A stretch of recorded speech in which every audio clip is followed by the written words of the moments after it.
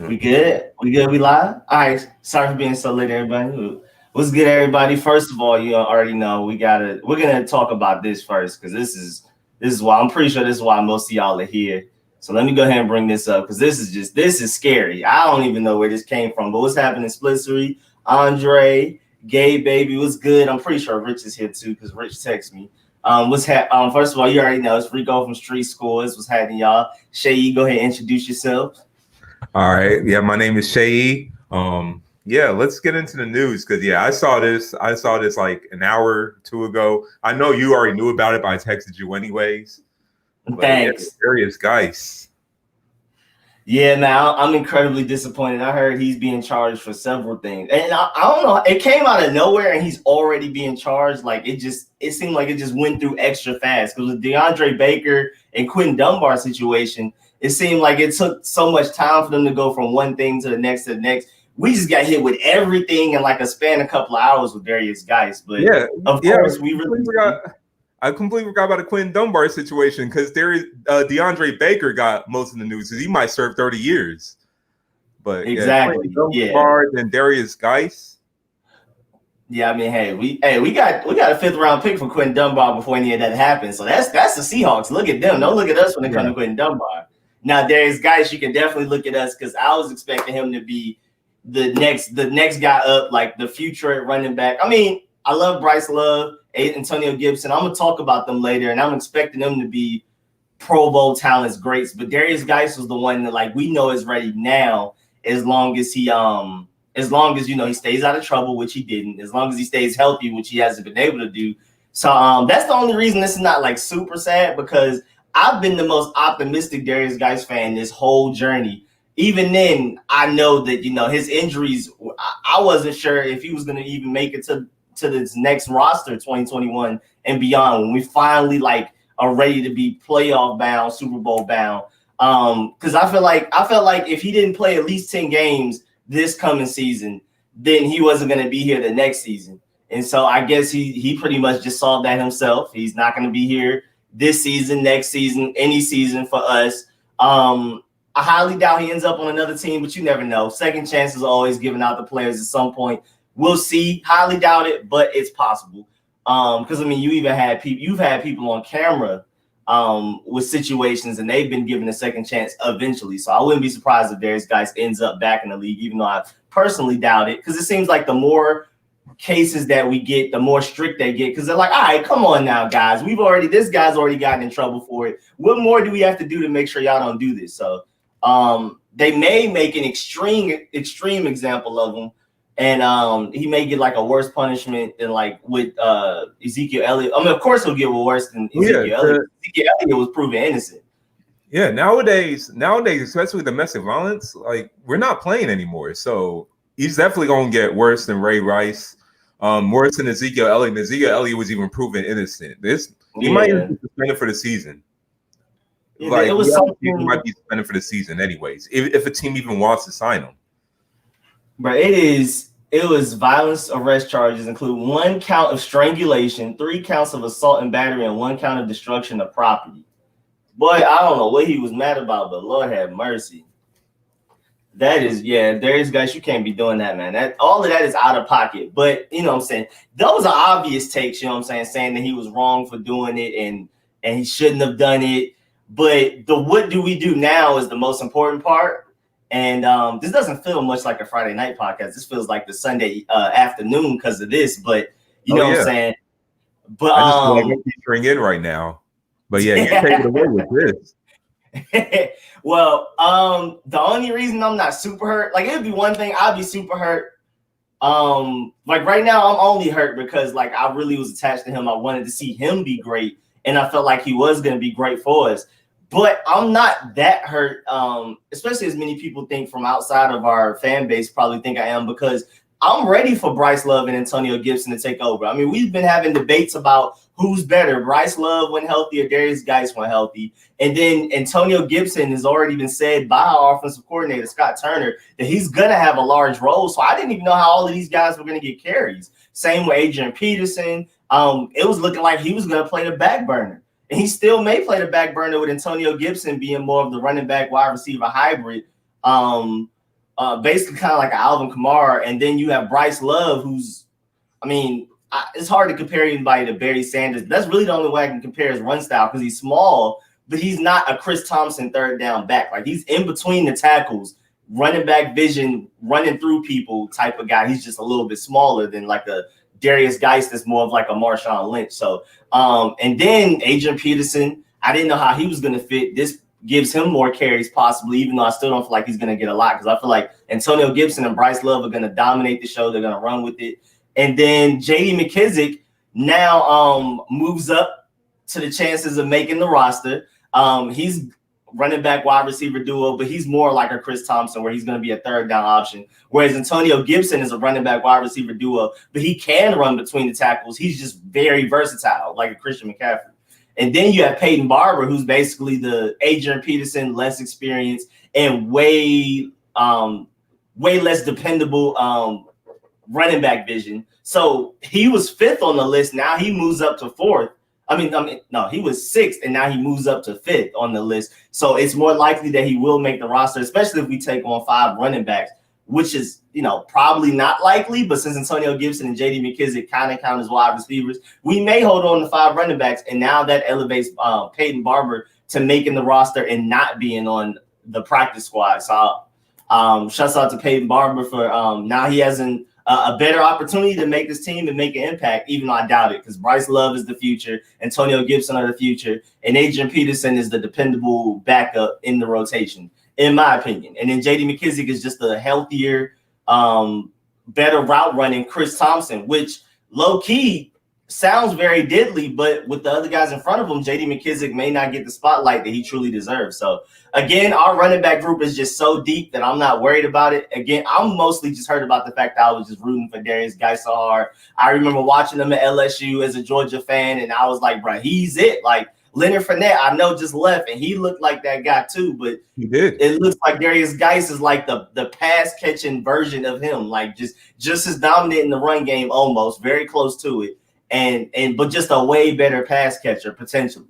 So it sucks to lose a talent like that, but we have guys is ready to step up. Again, Antonio Gibson, according to neutral draft analysts, not even me, before we even drafted him, from guys from Bleacher Report, ESPN, and all of that, were basically saying if we have more film on him, he probably would have been the best skill position player in this draft. Like between the wide receivers and running backs, he probably would have been drafted like top 5, top 10 overall. We just don't know who he truly is because he was playing at quarterback. He was a wide receiver sometimes. He was a backup running back for some reason, even though he had the most talent on the roster from the minimal snaps he got. So that talent is just waiting to break out. Then you have Bryce Love, who was a better running back at Stanford than Christian McCaffrey was at Stanford, ran for over 2,100 yards in one season. He had to take a year and a half off, really like over 2 years off because he tore his ACL. But now he's back fully healthy, not on the pup list. So, hey, man, we got dogs that's hungry down there that's ready to step up in Darius Guice's place, and now they'll get more carries. They'll get more opportunities to show them what they can do. Yeah, I mean, and hopefully Darius Guice can rebound from this. I like I said, I don't think he will be coming back this year, but maybe next year, apologize and move on and just see how he could be a better person overall. These past couple of days is just examples of players who's throwing their careers away. Yesterday you saw, actually earlier today you saw news DeAndre Baker might face 30 years in prison. And you got Darius Guice possibly throwing his NFL career away with this domestic violence arrest. So, I mean, this just shows how fragile your career is. And you got to be the best example of yourself. And you can't be doing things like this because your job is not permanent. Kareem Hunt, perfect example. Ray Rice never rebounded from this. Yep, never has. And Ezekiel Elliott, even though he's been back in the NFL, he hasn't. I don't know. He just hasn't looked the same on the field. I felt like with Ezekiel Elliott, that was probably always going to happen, suspension or not, because I just think they ran him to the ground his rookie year. Yeah, they did. Boy, they ran him to the ground. Boy. But y'all miss Darius Guice, bro. He was top 5 last year in yards after contact per attempt. Like, I mean, the potential was definitely there, but I mean, you out here messing up in real life, so we can't even see what you can do in football. This is your next big year, but you know what I'm saying? Tragic. Hey, as a football team, as the Washington football team, we could take this as a positive for Ron Rivera, because this is his chance to put his foot down and to instill discipline on that team. So now this is his first chance to like let players know that they can't be messing around. Oh, he's not playing. Hey, Trent Williams complained, out of there, got him for less than what he was worth. But hey, you now 110% into the team, out of there. Quentin Dunbar, before we even knew all of that extra stuff he was doing in real life, just because he was on social media complaining about his contract, out of there. I mean, Ron Rivera is not playing. If you're not 110% committed to this franchise and to being a successful player for this franchise, helping this franchise reach a Super Bowl, then you got to go. It's no ifs, ands, or buts. There was no, we'll think about it. Remember when Reuben Foster first started getting in trouble and the 49ers were like, we'll think about it. Months later, something else happened. All right, we'll think about it. We'll see how we'll punish them. And then it was like a year and a half to where they were like, all right, you know what? He got to go. Man, Ron Rivera was like, in an hour, we found out the domestic violence abuse, got to go. I don't care how talented he is. With Reuben Foster, though, wasn't that proven false? Wasn't that thing about it? Technically, but it kept happening, and they're like not exactly sure with the evidence of like if he paid her to lie or whatever. Because I mean, it happened multiple times. I think it happened with more than 2 women too. I mean, me personally, I hope Reuben Foster is innocent because that's another person on our team that I hope is doing right with themselves and can prove themselves right. But I'm basically comparing like how the 49ers heard rumors about Reuben Foster getting in trouble and doing different things. And they gave it like 2 years, like, hey, we gonna wait and see, man. We not about to just, And then Darius Guice, I mean, I'm not even sure if Ron Rivera knew that he was guilty yet. He may have just heard allegations and Buddy is gone. Especially with the Washington football team, almost said the Redskins. The thing with the Washington football team is they can't afford any more bad publicity. So, honestly, I didn't even know about this Darius Guice thing until I saw Adam Schefter tweet that he got released for domestic violence arrest on Thursday. I didn't even know he even had domestic violence. They weren't wasting any time. But the thing with the Washington football team is they cannot afford to have any bad publicity at all. It could be Dwayne Haskins, and it could be anybody on that team. And like if they have something negative about them, like domestic violence, they got to get cut. Shake and Bake has a good point. Ron Rivera was the one that benched Cam for not wearing a tie to a team meeting. Ron Rivera's not playing with y'all. Y'all got to be on it. I even heard. I watched the daily morning little training camp thing that the Washington football team does on their thing. Shouts out Julie Donaldson, Santana Moss, and everybody that's a part of it. It's a great show. Every morning 9 a.m. and then they do another one around like 2 p.m. for like an hour. But one of the reporters was talking about how Ron Rivera is popping up in the meetings unannounced, and you may never know he ever came and was ever there or was never there. Like there'll be players and coaches that have no idea Ron Rivera is even in the meeting, listening, paying attention to things. They'll just randomly get a text like an hour later, like, good job on that meeting. That was a great question to ask, or great way to participate, way to be engaged, and stuff like that. So, and he'll like specifically bring up a quote that the player or coach said. So like he's kind of like a ghost walking around. He's not playing. He wants to make sure everybody's on their P's and Q's and on their best behavior and all of that. Because you never know when Ron Rivera's around. So he's like a teacher you thought that left the class and you're trying to act the teacher's still there. Yep, still right there in the cut. You know how they leave the door open. Sitting in the back, you don't even know. Oh yeah, the principal did sometimes just come sit in the back. You weren't even paying attention. Or a secret shopper at work or something. He's like that, one of those secret shoppers. But he's just making sure that everybody's on their P's and Q's. You never know when Ron Rivera is watching. He's in the room with you or whatever. I mean, you'll just say you're Dwayne Haskins and you randomly get a text. You never knew Ron Rivera was even there. You just randomly get a text like, hey, good job, asking Scott Turner that question about that specific play and wanting him to expound on that. They're just random texts like that players and coaches are getting. He's not just doing it for the players. He's making sure his assistant coaches are on it too. So he's not playing from the inside out. He also said he has an open door policy, fully open door for anybody that has any questions, any problems with anybody, especially after the with all of the controversy we had with the Washington Post article with the 16 women, with all of the front office guys that were here, but now they're not. They've been fired overtime the past couple of years. And then a big swoop of them just went recently, like a couple of weeks ago. So after that, Ron Rivera already said it was going to be an open door policy when we first hired him in like January. But like he went and re-emphasized it after that, because he was like, if you're a woman and you feel like anybody's being prejudiced towards you, if you're a different type of race or anything, we have an open door policy. No matter what's going on, you can at least, at the very least, come talk to me. But he also wants it to be set up to where you can come talk to anybody. So shouts out to Ron Rivera for fixing this from the inside out. Darius Guice, hey man, I'm sad I had to see you go, but you sound like you wilding out there. Oh yeah, definitely. Hey, and this could have been the season he probably would have played a 16-game season for all we know, or a 17-game. Wow. Wow. But I don't even want to think about that. That would be hateful. That would be disrespectful towards us. But again, I'm very excited. Bro, Bryce Love, I've been having to defend Guice. I've already had a lot of people saying Bryce Love is going to be better than Guice. Mostly just because we can depend on him being healthy, because Bryce Love, the only injury he sustained was that one freak accident, torn ACL, and then he's pretty much sat down for like 2 years to recover from it to make sure he's fully healthy. We didn't force him to play last year. Thank goodness. One of the very few things Jay Gruden did right throughout his his tenure here. But I've had to defend Guice and be like, nah, I believe in Guice still. Don't give up on him. Bryce Love is it. You know what I'm saying? He could be top 5 running back in this league potential wise.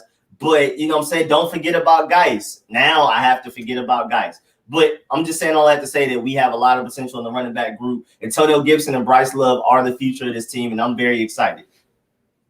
And what's good, Slopes? Yeah. I mean, well, Bryce Love, I remember watching him in college. Yeah, he was a Heisman candidate. He was out of this world. This is the thing with Bryce Love, just like with Darius Guice, he's just injury prone. So yeah, I mean, he just had that one injury. But the thing is, with like a torn ACL, we never know. There's not a guarantee that you're going to recover from that. Too. With a running back that relies on weakness with him. Yeah, exactly. It's not everybody's not like Adrian Peterson. Everybody's not Adrian Peterson just recovering from a torn ACL like you got a cut or something. I don't know. Adrian Peterson just built different. I don't know what he eats, but I need to be eating it. But I'm still really hoping that Bryce Love and Antonio Gibson step up as big as I think they will. I feel like they may even exceed my expectations because, again, from what they've done in college and Antonio Gibson's limited time, Bryce Love seems like a distant memory. We may have a revived running back group, maybe our best running back. We could potentially have one of the best running back groups in the league, honestly. Potential and talent-wise, we just got to go see them, go out there and do it. It's up to the offensive line to help them, but I definitely feel like we have the talent there. So I'm excited. Personally, I'm sad about Darius Guice, but I'm still very optimistic because the guys right behind them are not behind them because they're worse or anything. They're behind them because they were drafted later. That's literally it. If Bryce Love was drafted before Darius Guice, Bryce Love would have been at the top of the depth chart. Antonio Gibson would have been drafted like 3 years ago. He would have been at the top of the depth chart. So we were just literally giving people priority as seniority went pretty much. Like it's literally Darius Guice, Bryce Love, and then Antonio Gibson. Antonio Gibson's still a weird role, but when in doubt, running the ball, toting the rock first and second down, it was Darius Guice, Bryce Love, and Antonio Gibson. But now that Darius Guice is out the way, everybody else steps up and gets to showcase their talents. And again, like the guys on the back end, like Peyton Barber, now have a better chance of making the roster. And then honestly, like with the NFL right now, this is a tryout for a lot of players. Everybody's opting out. As a Patriot fan, I know everybody's opting out. So this honestly, like this season's kind of a crapshoot. Honestly, like you just don't know. No idea. It's crazy though because we actually our franchise, the history of our franchise does very well in these situations because we won a Super Bowl that time in the 80s when there was a player holdout and everything. And like the first 4 weeks, the first 4 games, like the real players weren't even playing. They were holding out. And we ended up winning the Super Bowl that year on a technically shorter season. And then 2011 with the NFL lockout and all of the chaos that was going on, we came back 2012 with RG3. So you never know. We may have good luck in situations like this. again, I'm looking for 2021 and beyond, but we may be able to take advantage of all the chaos going on in 2020, honestly. Just because, I mean, first of all, teams don't know what they expect from us. We don't know what they expect from them, of course, but especially us, new offensive coordinator, new defensive coordinator, new head coach, pretty much a new Dwayne Haskins, relatively new left side of the offensive line. I mean, new everything. Chase Young added in. Reuben Foster's going to be healthy. Bryce Love and Antonio Gibson and running back. People don't know how to game plan for us. And even though you can see it one side, we technically won't be as prepared as everybody else. On the other side, teams have no idea what's coming as far as we go, especially like the week 1 Eagles. They have no idea what plays we're about to run. Scott Turner is going to run a really exciting, fast-paced, weird offense, a lot of screens, trick plays, manufacture targets to the big playmakers and stuff like that. So I think, if anything, they may be able to watch some Panthers film from the last 4 weeks of last season to kind of get an idea of what we're going to do. But that still doesn't completely encompass what we're going to do and completely prepare them for what we're going to hit them with. So I'm pretty excited. A chaotic year is great for us, for all of these rookies. We have all of these young guys because everybody's having to adapt. And so the rookies have to adapt a little bit more, but at the same time, it's not as bad as if a normal year were happening and everybody else was straight, and then we just have all these rookies and young guys. So I feel like we can take advantage of a year like this. Hey, as a Patriot fan, I'm at this point, I'm just tanking for Lawrence. I know we got Cam now, but have you seen how many people opted out of our defense? Man, I don't have no confidence at all. Led by Dante Hightower. Oh man, Dante Hightower, it's like almost a whole. Well, it was like 8 starters, I think, something like that. 8 players that definitely played a role on the team. So yeah, look, I love Cam Newton, and I really want Cam Newton to succeed, but we need Lawrence. We need Lawrence right now. We need Lawrence for the good of the NFL football league. That's what we need. Hey, if you think Lawrence is overrated, we need Fields. Then we need Fields. Either or. Either way. I'll take them. Buddy from I can't remember his name. The one that people saying hey, he may end up being the better of the 3 while they playing. I think is it Trey Lance I'm thinking about? Might be Trey Lance. I know what you're talking about, but yeah, the name escapes me right now. But I think I know what you're talking about. And yeah, King, so I do think, coronavirus about to have an undefeated season, honestly. Looking at the MLB and how some games have been canceled, there's still jeopardy that the MLB season might be canceled. I have no faith in the NFL at all. I have no faith. Yeah, I think the only way to play a season, a sports season, not just the NFL season, is to have it in a bubble. The NBA's been doing well with it. MLB's been struggling, not playing in a bubble. The Miami Marlins, it seemed like half their team got coronavirus. So I just have no faith in the NFL being clean. I really don't. I think they got to play in a bubble. If you can't play in a bubble, you can't have a football season. For college football and for college basketball, for college sports, they better not play at all. They better not play.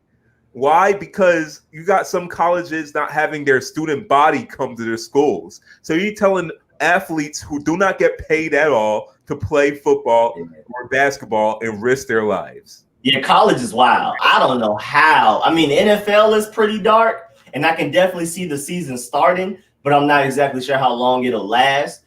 But the college is a whole different world. They're not getting paid. They have to interact with people in their classes, in the cafeteria. They have so much contact with everybody. If one person catches it, it can spread like wildfire. Of course, if you're in college and you're living your life, you're having fun, of course, a lot of them young guys are going to want to go to parties and stuff, which, of course, they shouldn't. But that's just what young guys do. So it's going to be too chaotic, man. And then, what if a coach gets it? What if the guys getting paid are the ones that end up spreading it? That would be so sad that a player not getting paid gets it because his coach that is getting paid isn't following regulations and stuff like that. So first of all, for the most part, it's the coaches that want the season to start, not the players. I've just seen coaches. They're the ones getting paid.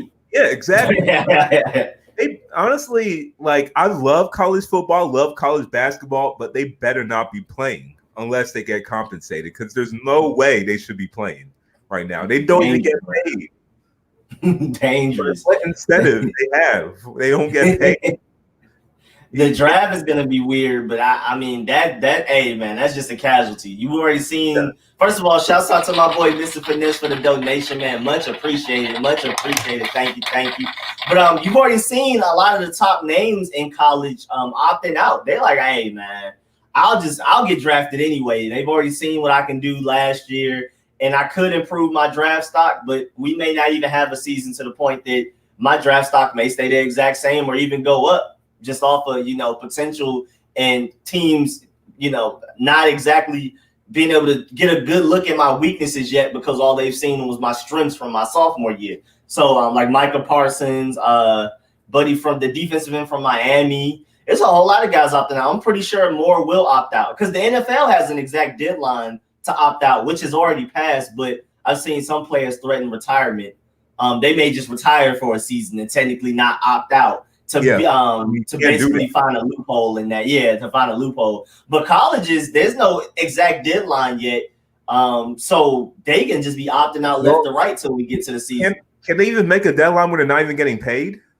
Exactly. They don't even like the NFL has an NFLPA Players Association. College doesn't have that. They have no representation at all. They have no organization to speak up for them at meetings and just and to debate back and forth with the NCAA about, what we want, what y'all want, and negotiate and things like that. The players have no representation in college.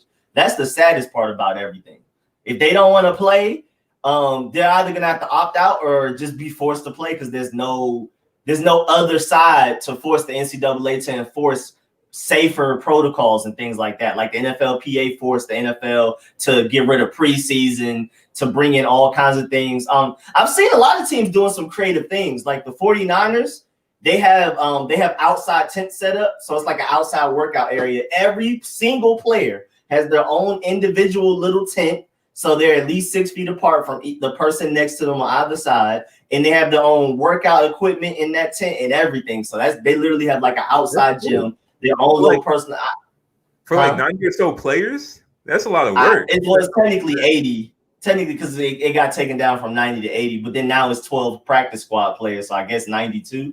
I don't know, but but yeah, I mean they have the tents. I guess they take turns. I'm not exactly sure how many tents it was. It looked like it was at least 20 from the camera angle I saw. It may be more if they would have panned around or went to different areas, but I like that idea. I feel like we should incorporate that. I saw that I think it was the Broncos. You have to walk through like a mist machine, like at Six Flags or whatever, that is straight just like cleaning solutions, like not necessarily Lysol that would dominate your eyes or just straight hand sanitizer, but it is something that to get into the facilities you have to walk through that mist of some type of cleaning spray. I'm not exactly sure what product it was, but just like real sanitizer just in case you got the virus or something.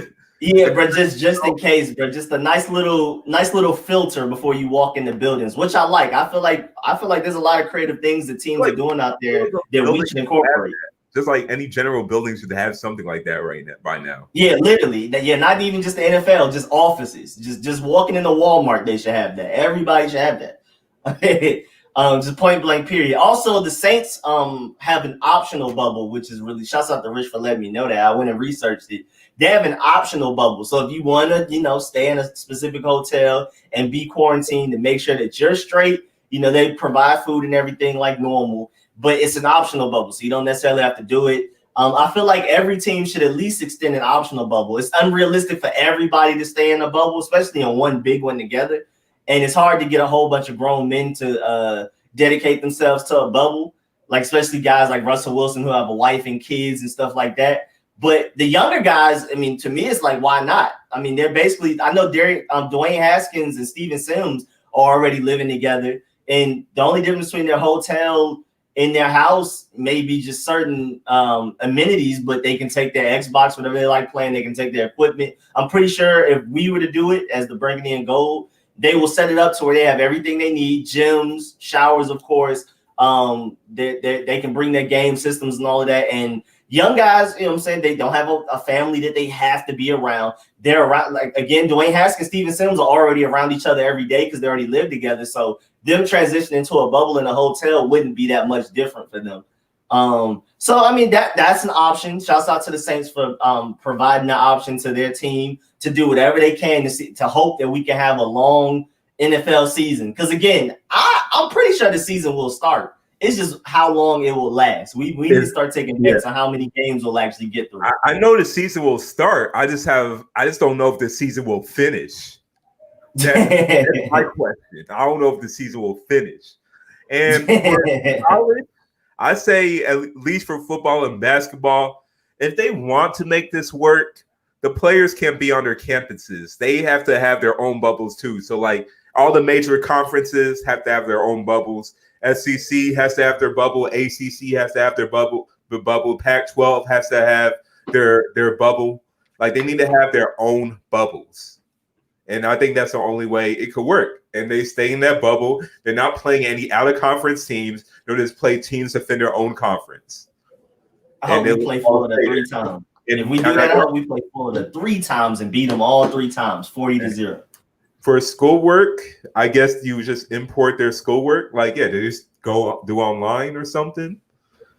Yeah, that is weird. Yeah, because anything to limit their interaction with other students who have nowhere near as much to lose as they do, as far as like the NFL careers and the NFL season for all of us to view. They do need to be separated from other students, which sucks, and it's going to be hard for them to agree to that. But I mean, our best chance of having a college season at all is for the players to be separated from everybody else. They have to be just the players. But then the question, what about you have like, say, like a Myron Rolle type player who is a good college player, but also is more focused on his academics than he is with his collegiate sports? Is he a guy that will just opt out of that and then focus on academics? Like you, that's a good point. Like a Bryce Love guaranteed to be in the NFL or NBA. Yeah, Bryce Love was, I mean, as talented as he is, he put his education over his career. He could have went into the draft his junior year, never hurt, but he came back for his senior year to finish his degree on purpose, and then he ended up getting hurt the final game before, the draft was up. So that really sucked. That was highly unfortunate, but there are guys like that truly care about their education and actually getting their full degree. And like Bryce Love's just kind of in the middle. He already said that after football, he's going straight into, I think he's like a doctor, something physical therapy, somewhere in that field, something doctorish. Okay, and I think he has his PhD. I think he might have gotten his PhD. I'm not sure. I think he did something. He got something. Oh, if he got really PhD, he'll probably play in the NFL for like 3 years. See the position he played, running back. Like, no, I'm not playing this for like 7 years. Like, no. I'm something. Sure you know better than, like, he ain't gonna dedicate his whole life to that position. He's either a doctor by career or a doctor by PhD. One or the other. Either way, he was very serious about his education side. And football is more of a now thing. That's later. So yeah, you have guys like that care more about their education than the football days. Just like, will they even want to be in that bubble? Like you said.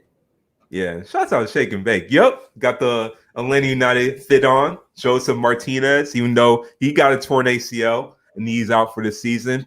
Atlanta United is still strong, even though we don't got no head coach right now, but we're still strong. That's what's up. He said Dipset news, Jules got released. Oh, yeah, I saw that. Jules Santana's out, man. Shouts out to Jules Santana. I forgot what he went in for. I remember it being something really petty, like a gun at the airport. Yeah, I forgot he went in. It was like a gun at the airport or something. I don't know. Well, for rappers, always something like that, it seems like. T.I. went about 3 times with that. Oh, I can't have these? Oh, I'm not supposed to have this? I forgot something happened with Jules Santana too. Like he went to the UK. He was not necessarily like held captive because it wasn't like a terrorist group, but they did have him.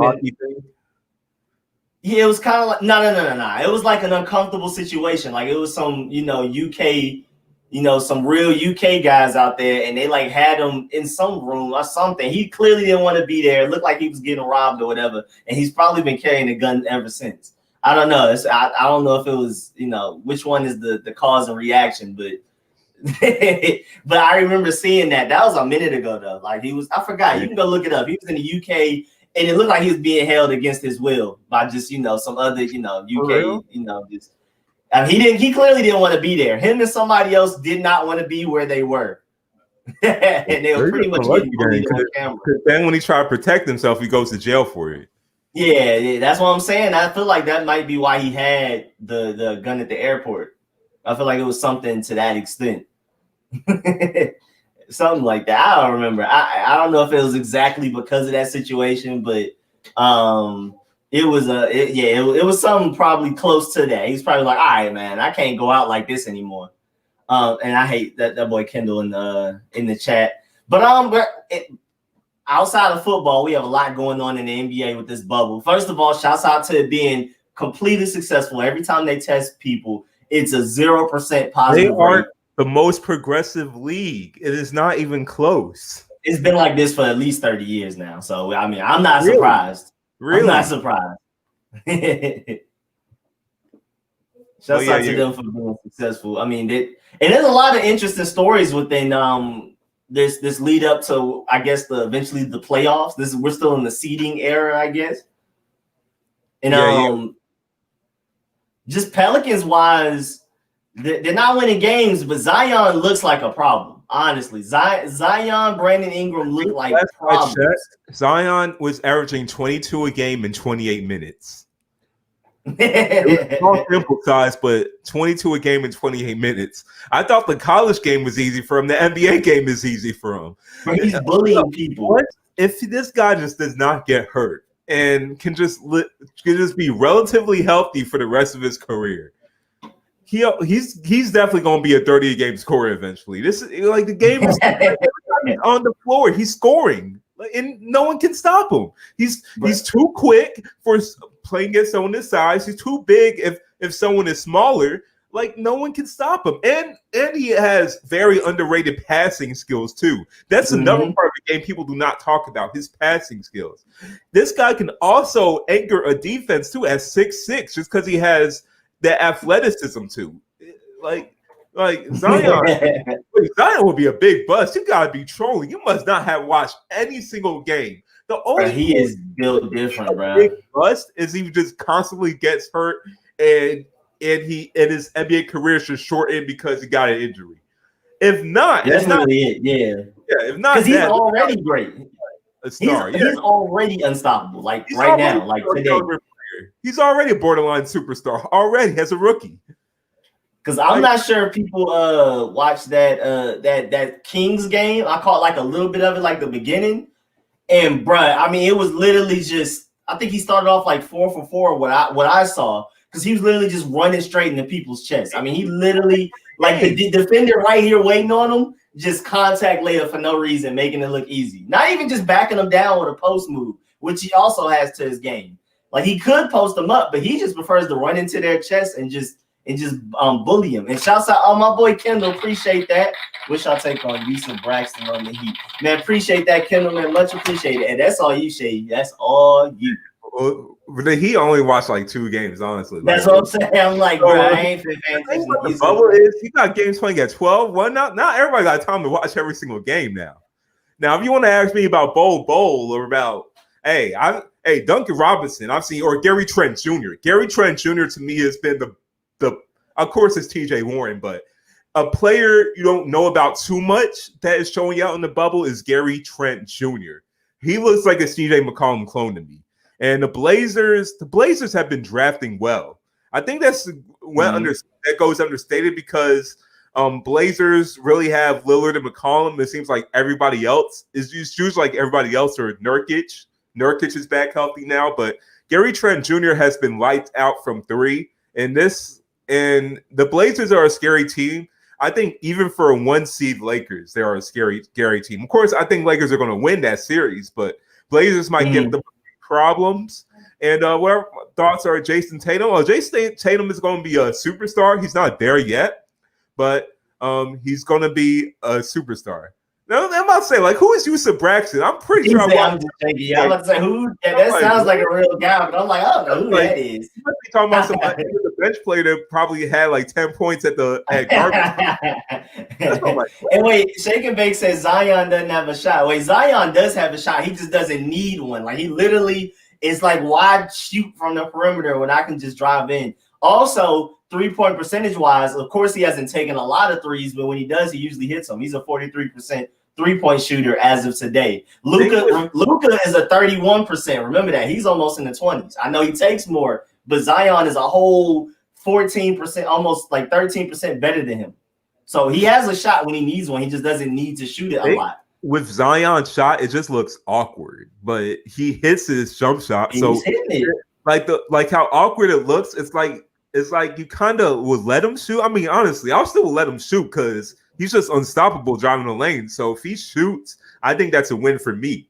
But yeah, he's been hitting his shots. He's been better than given credit for. Maybe he'll probably have to change the mechanics because I think his jumper is kind of too slow. So if he's contested, he's not going to hit that consistently.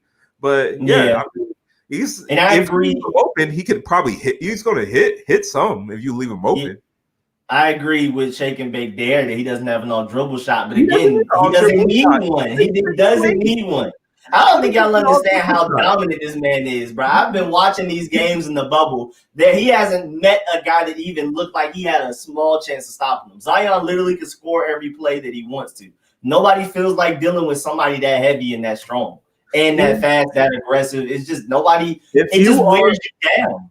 If you are a big man, you do not need an off dribble shot. Like that's something primarily for perimeter players. So he does not need that. He's way too dominant. He's way too dominant. But I can tell you who has an off dribble shot that's a big man. Bo. Oh man. Bo is look. This might be crazy saying this right now, but it almost reminds me of Giannis. He's different. You just see like all these tools. As someone that is 7'2", he is a 7'2" small forward. He's a 7'2" small forward, power forward. He is quick. He can shoot off the dribble. He can block jump shots with ease. He has a 7'8" wingspan. This guy's a freak of nature. And the Nuggets, in terms of drafting, the Nuggets are the best drafting team in the NBA. And it's not even close. I know you can say the Spurs, but no, it's the Nuggets right now. You think about their team. You got Jamal Murray. Michael Porter is balling now. Oh yeah, and we forgot to talk about Michael Porter. Michael Porter's been averaging like over 30 a game the past 3 games. Michael Porter is balling, bro. Every bit the player we thought he was going to be coming out of high school. He just got injured in college, and that's what made him fall. But yeah. Nuggets are big winners, getting him at number 14. You got Jokic, who was a second-round pick. Monty Morris, who's undrafted. They were drafting so well, they had to trade Malik Beasley to the Timberwolves because they couldn't afford to pay everybody. And he was a late first-round pick. Gary Harris was a late first-round pick. It's like after they drafted Moutier, they went from drafting a bad pick in the top 10 to everybody else probably being future stars. Yeah, they got a association mode team going on right now. I forgot about Emmanuel Mudiay too. That's wild. I completely forgot about him. But yeah, the Nuggets team looks primed for success long term. Long term, the Nuggets are going to be a problem. They're going to be a problem a little bit in this bubble, but long term, the Nuggets might, they might be playing about 2 years for championship contenders in 2 years. Exactly, man. Long term, hey man, if Jokic can keep that weight down and run the one in that big man lineup. A potential lineup for the Nuggets in 2 years. You got Murray at point guard, Harris at the 2. If they keep Harris, because they might need to trade one of their bigger contracts. Michael Porter Jr. at the 3, Bol at the 4, Jokic at the 5. Just that length. You got a Michael Porter Jr. 6'10" at the 3, a 7'2" Bol at the 4. It's like Kristaps Porzingis. And then you got a 7-foot Jokic at the 5. How do you defend it? And at least for Bol, he's quick enough to defend quicker players. So if you want to do the micro ball Houston lineup against them, he's quick enough to defend them. Jokic might not be. Jokic is way too skilled where he can get away with that. But Bol is quick enough at 7'2". And I can see him playing it forward long term because, of course, you can't bench Jokic. So I can see them playing Bol and Jokic together. Yeah, they have to. Yeah, those are two just extremely talented players. You can't put one on the bench just because they're so close in position. But you got to find a way to put them both out there at the same time. And I'm still not understanding this Zion hate in the chat. Do y'all just not like him because he's hyped up? Y'all just don't, because everybody's talking about him. Yeah, it has to be. It can't be because y'all watched. And bro, I'm telling y'all, AD is great. And AD's been balling, even though honestly, to be honest, AD. I mean, we all know that. Like right now, yeah, we all know that.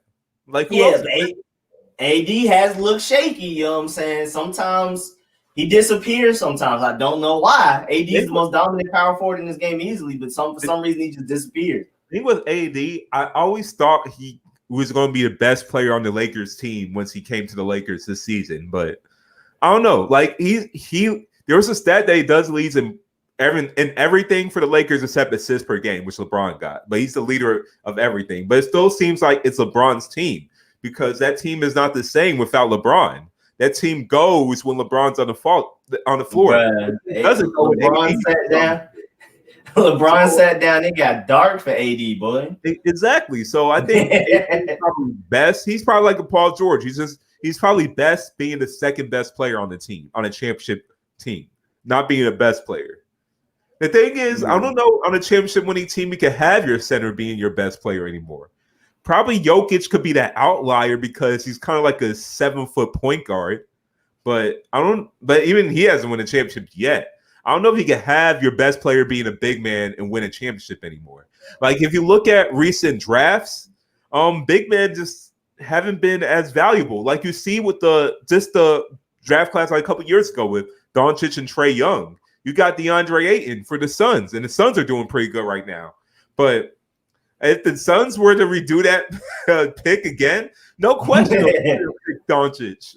No question. But the thing is, it's similar to running back in the NFL. Not as bad, but it's a similar trajectory. Exactly. And that's why Rockets just felt like, you know what? We don't need big men. Why are we paying big men? Let's get rid of all our big men and let's play nothing but perimeter players. You got some teams trading their high-paid big men, like the Heat, for example. The Heat got Bam Adebayo, but sometimes they'll just sign a defensive big man in free agency that doesn't have like much offensive game, but as long as he could defend the interior.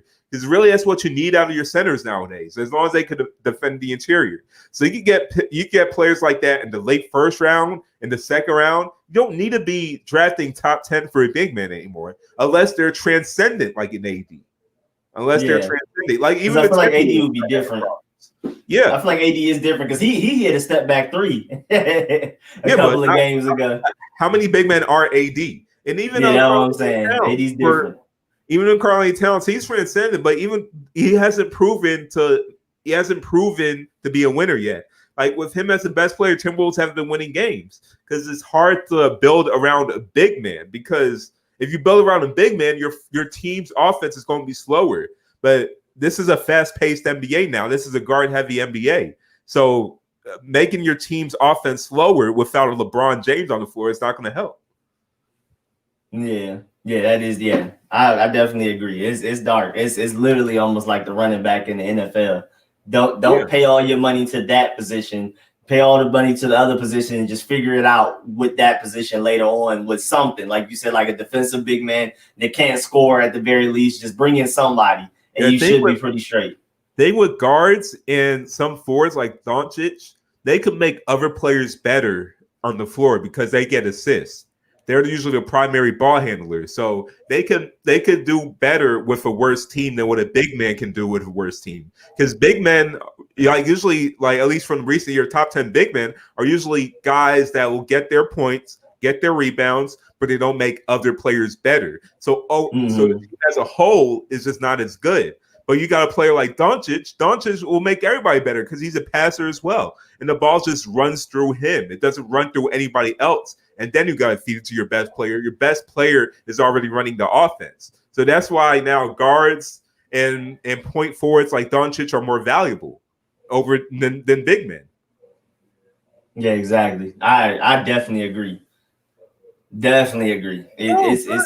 Good looking honky. What is with the hate? Oh my god. You said, wait, what happened? What is with the hate? Oh, Zion gonna break. Oh, yeah. Yeah, I don't know why. I think they literally only hate Zion because he's so hyped up. I think they're what is it called? Contrarians. They're contrarians, I guess. I don't know because I just don't understand the hate. Zion is a beast, bro. Zion built different, man. Oh my goodness. And I'm God level. I don't like hype. Like, I usually don't like music everybody else likes. I usually don't like a lot of things everybody else likes. But Zion, from what I've seen, is going to be that dude. The only thing that can stop him from being a top 5 player in this league is injuries. That's literally it. That's literally it. That's it. He's too dominant. I mean, if you literally watch him in the limited times that he plays, players just are. I mean, because even if you spend all your energy to stop him, which is highly unlikely to work, then you're tired on the offensive side. And then you get worn down quicker on the defensive side as time goes. And it's just like you don't even want to be here no more because you're tired of guarding Zion for so long. It's exhausting. So a lot of times when I've seen players guard Zion, sometimes they just let him have it. You're like, man, I need to keep my energy. I need to stop getting elbowed in the stomach and getting bruised up trying to stop you because it usually doesn't work anyway. I might as well just put my effort into the offensive side and just let you get these 2 points. He's just too dominant. He's too strong. So there's nothing you can really do. How is a man who only played 19 games a cover athlete? Well, have you watched them? Like we're saying, 22 a game in 28 minutes. I mean, hey, 2K chose him, but like they might as well get him now while he's a little bit cheaper than get him in like 2 years later, and then you're gonna have to pay outrageous prices for his likeness or something. So crazy money. And I hate Kendall. I just seen what Kendall said. Now Lillard got that on his own. But yeah, man, the NBA bubble has a lot of stories going on. Did you see the Aaron Gordon, Kyle Lowry beef? Oh yeah, he told him his room number. Yep. Let me go find that right now. You now, the thing is, why is a player who threw a fit and made an emotional diss track just because he lost in a dunk contest calling someone the B word? Why? And why is he trying to act like a tough guy? I'm sorry. I don't care if Aaron Gordon is 6'9", 230, whatever. I got Kyle Lowry in that. I put my money on Kyle. Kyle Lowry from Philly, bro. Everybody from Philly can box for some reason. That's a boxing city. And Aaron Gordon from Jose, California. Let me see. Hold on. I got it right here, too. Y'all not going to be able to hear. I mean, but then again, you can't hear them anyway. You have to read their lips anyway. So y'all being able to hear it doesn't matter. Hold on. I got it right here, too. Hold on. I'm going to share the screen. All right, here we go. Here goes the foolishness. Can y'all hear it? He think because he got cornrows now, he hard. He thinks it's because he got cornrows now. Like, no. I mean, that was a hard foul. That was a hard foul. It was a weird foul. I mean, he just wanted to stop him from dunking it, though. But I mean, that is dangerous. That is dangerous. But at least he didn't attack his face. I guess the fact that Lowry walked away and didn't really like say like, "Oh, like my bad for that." I can see why Aaron Gordon is mad, but still, you're a guy who made a diss track just because you lost in the dunk contest, and then your rhymes were horrible. You had those nursery rhymes like "hat with a hat." I jab with a bat. Like you had rhymes like that. And then he got on cornrows. He has on cornrows in 2020, Seyi. Why? Let's see Kawhi Leonard and me, because I did rock it last year. You don't rock cornrows. Hold on, let me do it. I'm gonna do the playback speed really slow. Or Lou Williams, because we don't slander anybody from Atlanta. So Lou Williams gotta get rid of them, man. Got it. Kyle Lowry looked dead serious too. Probably give the exact longitude and latitude of his room number and something. You take a left here and a right here and a left here. He wasn't playing with Buddy. He wasn't playing with Buddy at all. All right, so good, no sound. I didn't want y'all to have sound because I want to make sure we don't get copyrighted or nothing. So I'm glad there was no sound. Thanks for letting me know though. But yeah, man, that's hilarious. I mean, I don't know why, but it seems like everybody from Philly can box. I guess that's their main sport more than basketball, football, I got someone from Philly. baseball. I do not get this track sipping wine and watching D Wade give him a 9 in the music video. Like, no, I can't. I can't get that. I'm sorry. I haven't heard the song. I've heard how bad it was, but I've never heard it.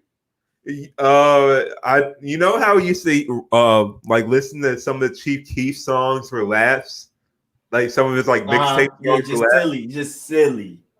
Aaron Gordon is on that level. Probably not as funny because he's not as ignorant, but it's just the rhymes are so bad. Like I even made a post like that on a Facebook page, and someone comments, I really forgot the lyrics. He said, quote, 9 out of 10, I'ma keep it zen. Matter of fact, no. We could probably pull up the lyrics. Let's see if we can. No, I need more sounds than that. I need straight. This is sad. There we go. Every time when you ready to read these bars, I'm gonna play this after every bad line. All right, I'm ready. We got this. Hold on, I gotta put it over here. My fault. Let's see. Aaron Gordon. There we go. Okay, let's go. See. I'm ready. I've never heard it. This is my first time. This track is called 9 out of 10. So he's just letting you know. Okay. He's taking names. I'm not mad at that. That's all right. To D Wade. The intro is Hold Up. The chorus is 9 out of 10. I'm gonna keep it zen. 9 out of 10. Can you please fix your lens? 9 out of 10. Got you playing pretend. 9 out of 10. Here we go again. 9 out of 10. Could have bought the fam a Benz. Oh, so he's saying he could have bought the Benz for a 10 out of 10. So his NBA contract that he has right now can't buy his family a Benz. Oh, I didn't know that. 9 out of 10. Are you making amends? 9 out of 10. I probably lost an M. Okay. This ish ain't nothing. Facts. Man, let it sink in. Now here goes to the verse. That was actually the chorus. Okay, bet. Used to hoop in your condo so comfortably. Knew one day I'd be good and you'd come for me. Didn't know it would make me this hungry. Looking at the judgment and everyone's wondering. Okay, right? That's what I'm saying. The Windy City. Did you see the damn coat? Saw you in the hallway. You said, youngin, put on a show. Didn't know that's the code for you're about to get rolled. Even Adam Silver told me I deserve the gold. Didn't get the trophy, but I got something to hold. Can we say these NUTS? I don't know. Can we say that? Well, that's what he said. Yeah. Well, these NUTS. Forgive me, bro. I won't sell my soul. Big chillin'. Paint me as a villain. I jumped over the biggest dude in the building. Okay. And I still am. Your judgment gives me no fulfillment. I don't know, that even rhyme. I see you, young OG. I thought you just saw the same to me. Legend in my city. Promise I'm gonna make you believe. 6 years in the league, just wetting my feet. That Miami boys is cool. I'm still checking the heat. Oh, metaphor. Okay. Text and you checking for me. Dreams of a dunk trophy, resting in peace. Reverend Jackson said the same BS. Lights, camera, action. You're the culprit. You know, he actually said actual cuss word, just didn't say it out here. Okay. Queen Latifah said we do it for the fans. Showed these scars, and she said she understands. Still trying to jump Shaq for the last one.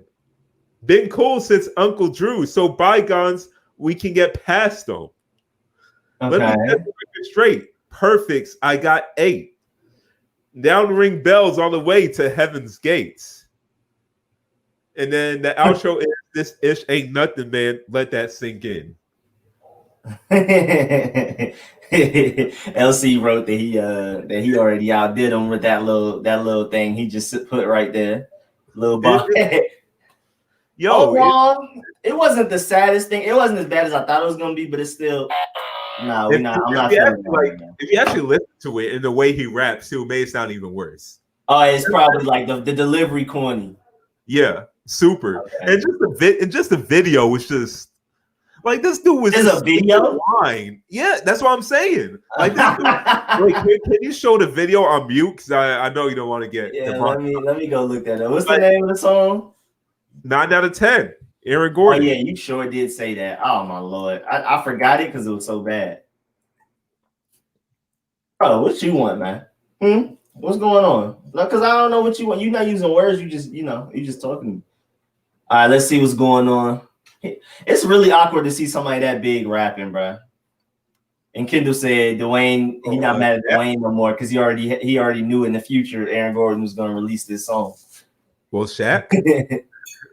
No, he's talking about Aaron Gordon. Kendall said that Aaron Gordon deserved that 9 out of 10 because Dwayne Wade knew he was going to release this song before he released it. No, you say you can't see someone this big rapping, Shaq. Oh yeah, of course, yes. You can't be this big chilling and rapping, bro. I gotta see him. Hey, Shaq had some bangers though. Like we can't even hate. I'm not giving him that. Have you heard Outstanding? Shaq had some bangers. I mean, it wasn't just too big, man. Just like everything else about the song that made it good, like the beats, the chorus. Just, Shaq did have the beats. Yeah, because I mean, he had the money, so. And then the song he did with Biggie was good too. Man, this man is too big, bro. I just can't see somebody this big rapping, bro. The line watching the like, bro, like how I'll take you seriously. I'm serious. I'm like really. Yeah, You Can Stop the Rain. Yeah, You Can Stop the Rain was a classic.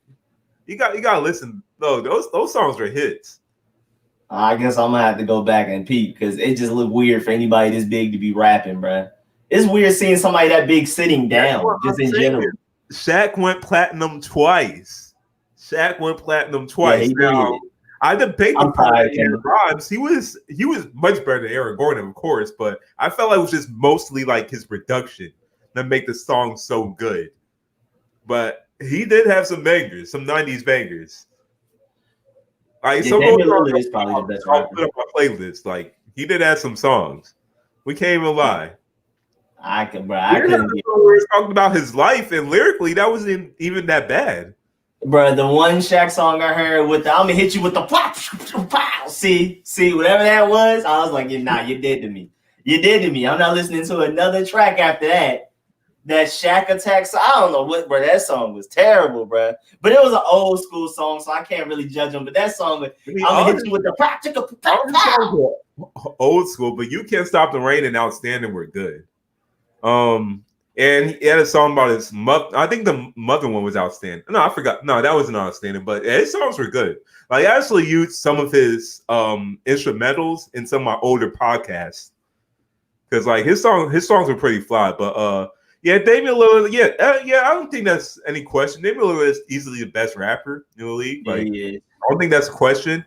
I mean, Steven Jackson, I think, is the one that comes closest. You're just talking about like all-time players.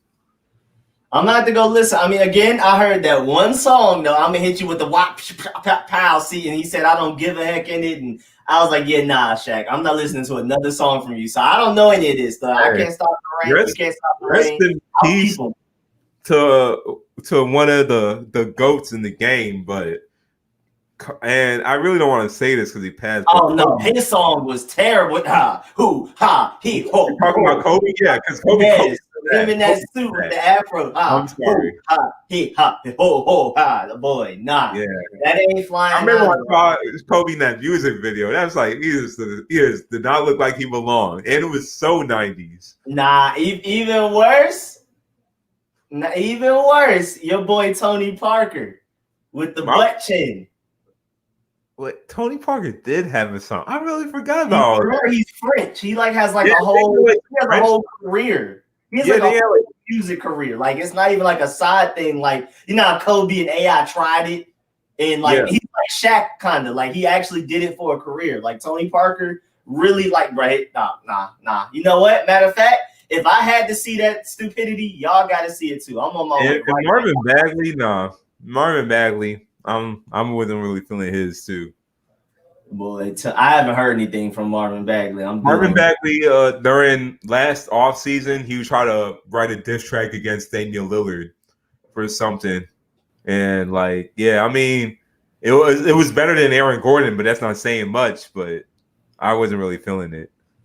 But have you heard Stack 5's Steven Jackson's mixtape? It actually kind of go. I'm not gonna lie. No, the thing is, like, yeah, you told me about him, and I heard a couple of things. Like, I could easily tell he's up there with at least Lillard. He's up there with Lillard. Yeah, like the basketball, metaphors are a little corny, which is kind of annoying. It's like every basketball player feels like they have to relate their career to their songs. They always do that. For some reason, bro. I mean, Shaq even did that. They always it's like Lillard is like the only one who hasn't really done that. I think only done that for one song, and that was on 2K. Yeah, but his mixtape, I'm not saying his bars was nice, but his mixtape, like just beats wise, like it literally sounded like a Gucci Mane mixtape. Like if you just heard straight instrumentals, you would assume it was just a Gucci Mane mixtape. Do you remember the song with Kevin Durant and James Harden rapping? That was like when they were all on the OKC Thunder. Oh no, I haven't heard that. No, I don't want to. I haven't heard that. It actually was better than what I thought it was, though. It actually was better than what I thought it was. Boy, I'm scared to listen to that. At least I know Stack 5 mixtape had nice beats. Now I'm not gonna say he was fire on it, but he had some good beats. Now everybody else, I can't speak on it. We don't talk about Allen Iverson's rap, and we definitely don't talk about that one. But that was terrible, bro. But look at Tony Parker. Look at Tony Parker walking slow motion in the club with the butt chin. Look at him with the hat. With the hat. Pink polo. What's going on? What the player Tony Parker is? I can't take this seriously. Whose wife did he sleep with? I really forgot. Whose wife did Tony Parker sleep with?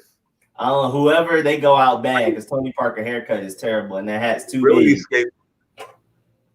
That hat is way too big. On the Spurs that was there but left because Tony Parker slept with his wife.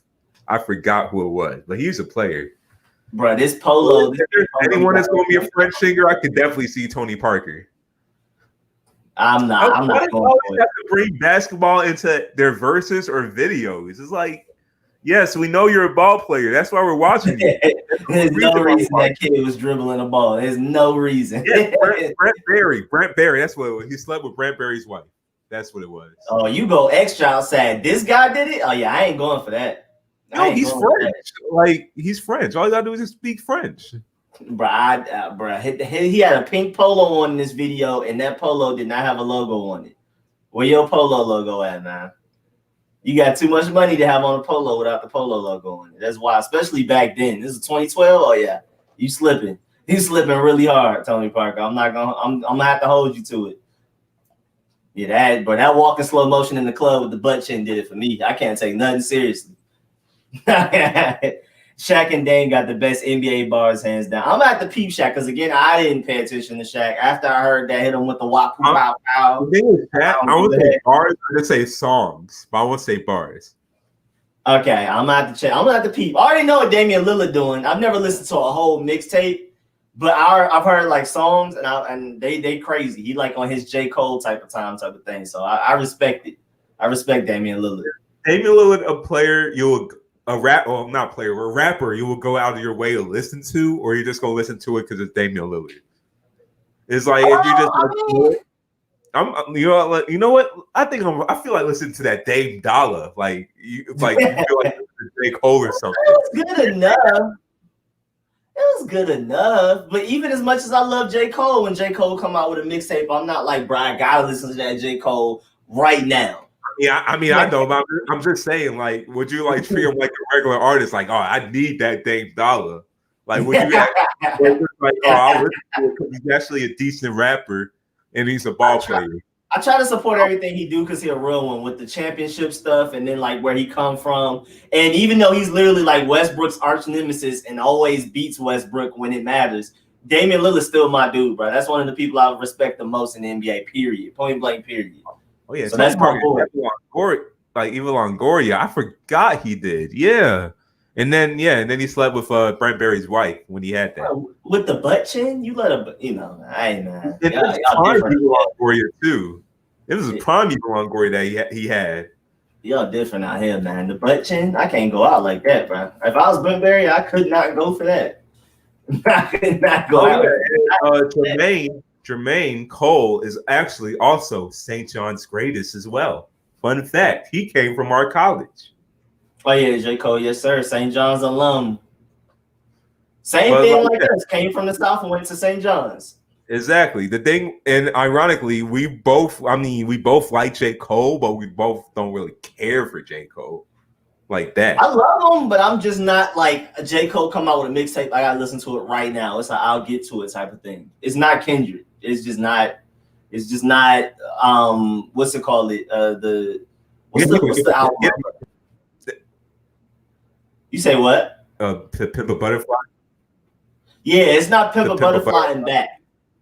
Yeah, it's not that. Yeah, it's not Pimp a Butterfly and Back. Like, I like J. Cole, but it's not like something I'll go out my way to listen to, too. I mean, sometimes I'll be like, you know what? I'm feeling listen to some J. Cole, but I'll just go to like a couple of songs. I won't listen to a full album with him. Just go to a couple of songs, listen to that, and then be out. But like, I'm not like, it's not like Kendrick to me. He's not like old Kanye to me. He's not like Lupe Fiasco to me. So. Yeah, for me, he's one of the best rappers of all time, but he's not one of my favorites. He's just one of those people that don't make both lists. You know what?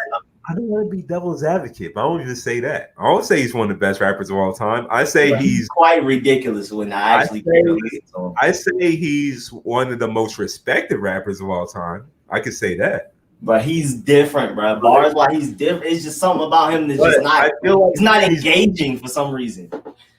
And that's the thing. I just feel like he's just benefiting off the era where not everybody's focusing on lyrics in terms of their songs anymore.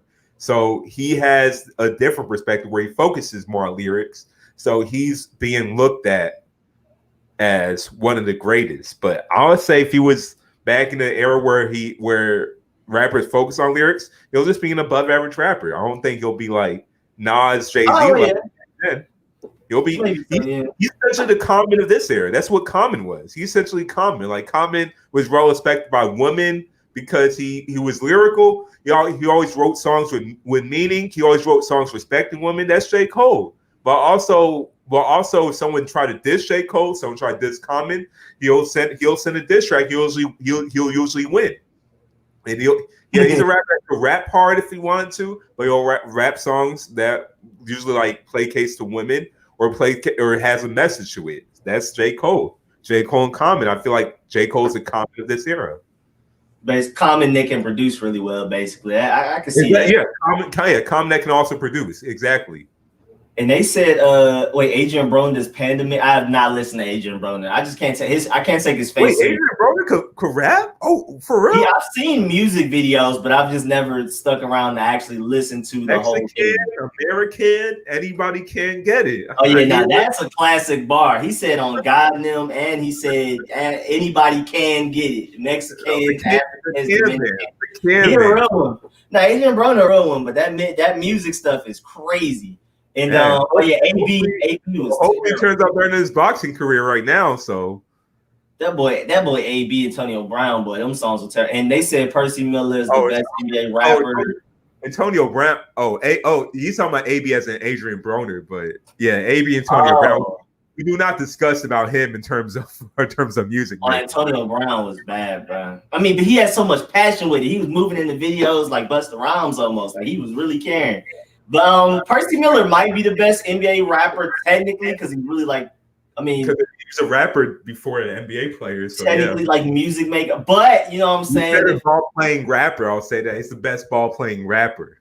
Yeah, not the best rapping ball player, the best ball playing rapper. But hey, when we see Dave East and J. Cole get this tryout, things might change. I heard J. Cole barely even made walk-ons in the St. John's basketball team. So he did. Is that for real? I mean, because the Pistons. That's what I heard. I mean, we weren't in St. John's during that time, so we don't know. But that's what I heard. So nah. The Pistons said hit him up. They might have seen something. Just because J. Cole could be very good in a pickup game doesn't mean he could play against NBA players. Like I'm with some G League players who are kind of mad about that because look, these guys have been working for years trying to get an NBA spot. And there comes J. Cole that says, like, you know what? I want to be on the NBA team. And then you got Pistons trying to offer, like, hey, J. Cole will open up a spot for you because we're irrelevant and we just want to get jersey sales. So we're going to open up a spot for you. And that pretty much how it is. I feel like I don't know. I haven't seen J. Cole ball like that. I've seen little clips, but I know for a fact, like for a fact, Dave East can actually like ball. Like he was supposed to go to college, but he just got into trouble. So I don't know. I'm interested in seeing J. Cole get a chance. I mean, Dave East to get a chance to see if he can actually do it. I mean, I think was it Chris Brown? I think Chris Brown can actually hoop. Yeah, I heard. I thought he wasn't to the level of like Dave East and J. Cole. I don't know though. I can't rank him. I haven't done. I've heard. I think Chris Brown's better than J. Cole. Chris Brown is. Yeah, I wouldn't know. I just assumed because he was shorter, it would be harder for him. From what I've seen, Chris Brown can dunk. He's athletic. Why is that man so talented? Why can he draw really well? That's what got me. He can draw. He's literally good at everything. It's just mentally not always makes the best decisions in life, but just in terms of talent, like he's just good at everything. I gotta watch some Chris Brown. I've never really watch him. I've heard he can rap, but I've never seen it. Oh yeah, Chris Brown can rap when he wants to. Yeah, bro. The thing I'm telling you, the thing that got me was the fact that he could draw. When I was like, wait, when he can draw like portraits, bro, like him. All right, no. See now, this is really was like, all right, Chris Brown got it, bro. One of the greatest humans of all time. That's what at this point, that's all you can say, bro. Hold on, because bro, it's ridiculous, bro. His art is. I didn't know he could draw until recently. One of the greatest humans of all time. I think some people would have something else to say about that. Oh, we're talking about humans like ethics. Yeah, that's what I'm saying. I think some people have will beg to differ, but I say one of the most talented humans of all time. We got to get our words right. We don't want to be canceled, so we got to get our words right. So we don't want to say greatest. We just got to say most talented. I'm not trying to get canceled. I'm sorry. Let me see. I got to find Chris Brown's artwork, bro, because it's kind of crazy. I remember being like, all right, so he can do that too now? Come on now. Yo, Chris Brown's the type of artist that'll get on any trash rapper's song and make it a hit just by singing or rapping at this point. Like, yeah, just by singing or rapping. I don't know if you remember that song on Madden, Champion. Like that song, like the actual rapping was trash, but when J. Cole got on with his bridge and the verse and the chorus, it made that song good. You said when J. Cole got on or Chris Brown? I'm not J. Cole. I mean Chris Brown. My bad. Chris Brown. Remember the song Champion by Chris Brown? It was on Madden like years ago. It was on Madden like years ago. And when I hear Champion, I think of that nasty Meta World Peace song. Oh, I forgot about that. Hey, Smokes, what did I say? I'm trying to make sure we don't get our microphones taken away. What did I say? I'm the cleaner here. But yeah, man, he's like a graffiti type of like a more what? Than yo, this is the stuff we see in he makes street murals. Are you right? When did he have the time to do all this and sing? I don't know. When he just sat down and figured all this out, I don't know, man. And then he can do it well. Bro, he's just built different, bro. I don't know. He just has more time in the day than we do, I guess. He just has more time in the day than we do. I don't know. But yeah, man, that man's really talented, bro. Yeah. He said his whole career. What did I say? I'm trying to make sure. I'm trying to make sure. Hey, we delete the evidence. I want this to come like years later for me. Like, what did I say? I'm trying to be clean. Montez Sweat got Chase Young looking slow. Now, I need because this is just for the Burgundy and Gold fans. That little clip where Deron Payne was ahead of everybody else and he was way bigger than everybody. I haven't seen a clip where it shows before the whistle is blown because I'm not sure if he took off early or if his ball get off is just that great. But Deron Payne was busting those other guys, bro. It was crazy. I mean, he had like he was with Sean Dion Hamilton, who's an inside linebacker. Deron Payne was outrunning all of them with the suicides. But again, he looked like he had a head start, so I don't know. He went early. So he did cheat because I haven't seen every clip I looked up. I was looking for it too. Every clip I saw, he left like you don't hear the whistle and you just see him leave before everybody else. So I wasn't sure what happened. So he did take off early. Okay, because I was like, bro, it ain't no way Deron Payne outrunning y'all in suicides. he used to be the nose guard on this team, and now we're on a 4-3. So technically, he's a defensive tackle, but technically he's a nose guard. There's no reason he should be outrunning inside linebackers. All right, so thank y'all for clearing that up. And my boy Barrett, man, appreciate that. Why can't this team get through a season minus the BS? I don't know, man. I mean, it seems like it's a new era. Ron Rivera is flushing it all out immediately. As soon as he hears something, they're gone. So you mean why can't this football team get through a season minus the BS? I hate him, bro. But Ron Rivera's on it though, bro. Eventually, we won't be known as a joke in the league. So I'm happy about that. But yeah, that Daron Payne clip was crazy. I don't know what that was. I was like, is he really smoking them like that? I don't know. Matter of fact, I'm gonna pull it up because he was smoking people. That, I mean, it was there's no reason to run. Even since he left early, even though he left early, I'm surprised people didn't catch up to him. I'm actually pretty surprised that the other guys did not catch up to him. I would assume that they would. Let me go get it right now because it looked like he was dusting them. I mean, y'all saying he left early, but still, I thought somebody was going to catch up. He was doing what to the? I'm sorry, Smokes. I'm so sorry. All right, I got it right here. Hold on. Let me pause it. You can't hear the whistle. Even with the volume included, you can't hear the whistle. But Daron Payne is out here twice the size of everybody else getting them. Okay, so I mean, it seems like he left early.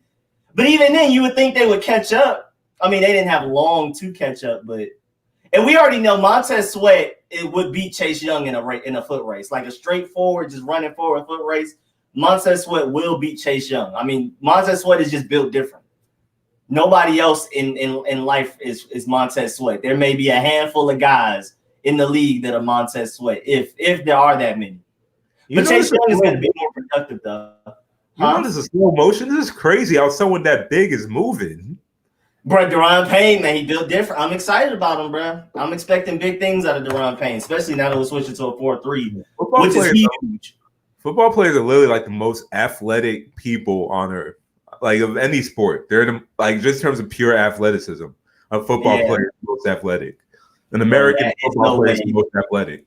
There's no way somebody that big should be moving like that, man. I'm excited about Daron Payne. Us switching to a 4-3 is going to be huge because in the 3-4 that we were running, Greg Minuski basically told all the defensive linemen, except for the edge rushers, hold your ground, eat up blocks, and let the linebackers make the plays in the backfield. Now we have defensive linemen set up to where with Jack Del Rio, instead of being in a 2-gap system, you're 1 gap. So you take that gap and you penetrate. You get in the backfield no matter what's going on. So I'm really appreciative of that. Shouts out to Jack Del Rio. Don't agree with his real life views, but his X's and O's, let's get it. I'm very excited. People like Daron Payne, Montez Sweat, Chase Young, Ryan Kerrigan are going to eat.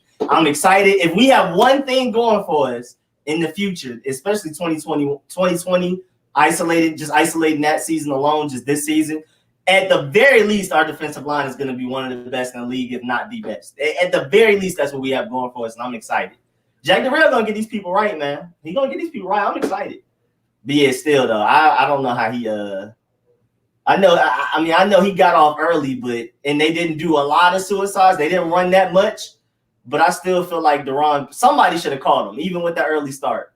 Like Ryan Anderson, you right there with him, man.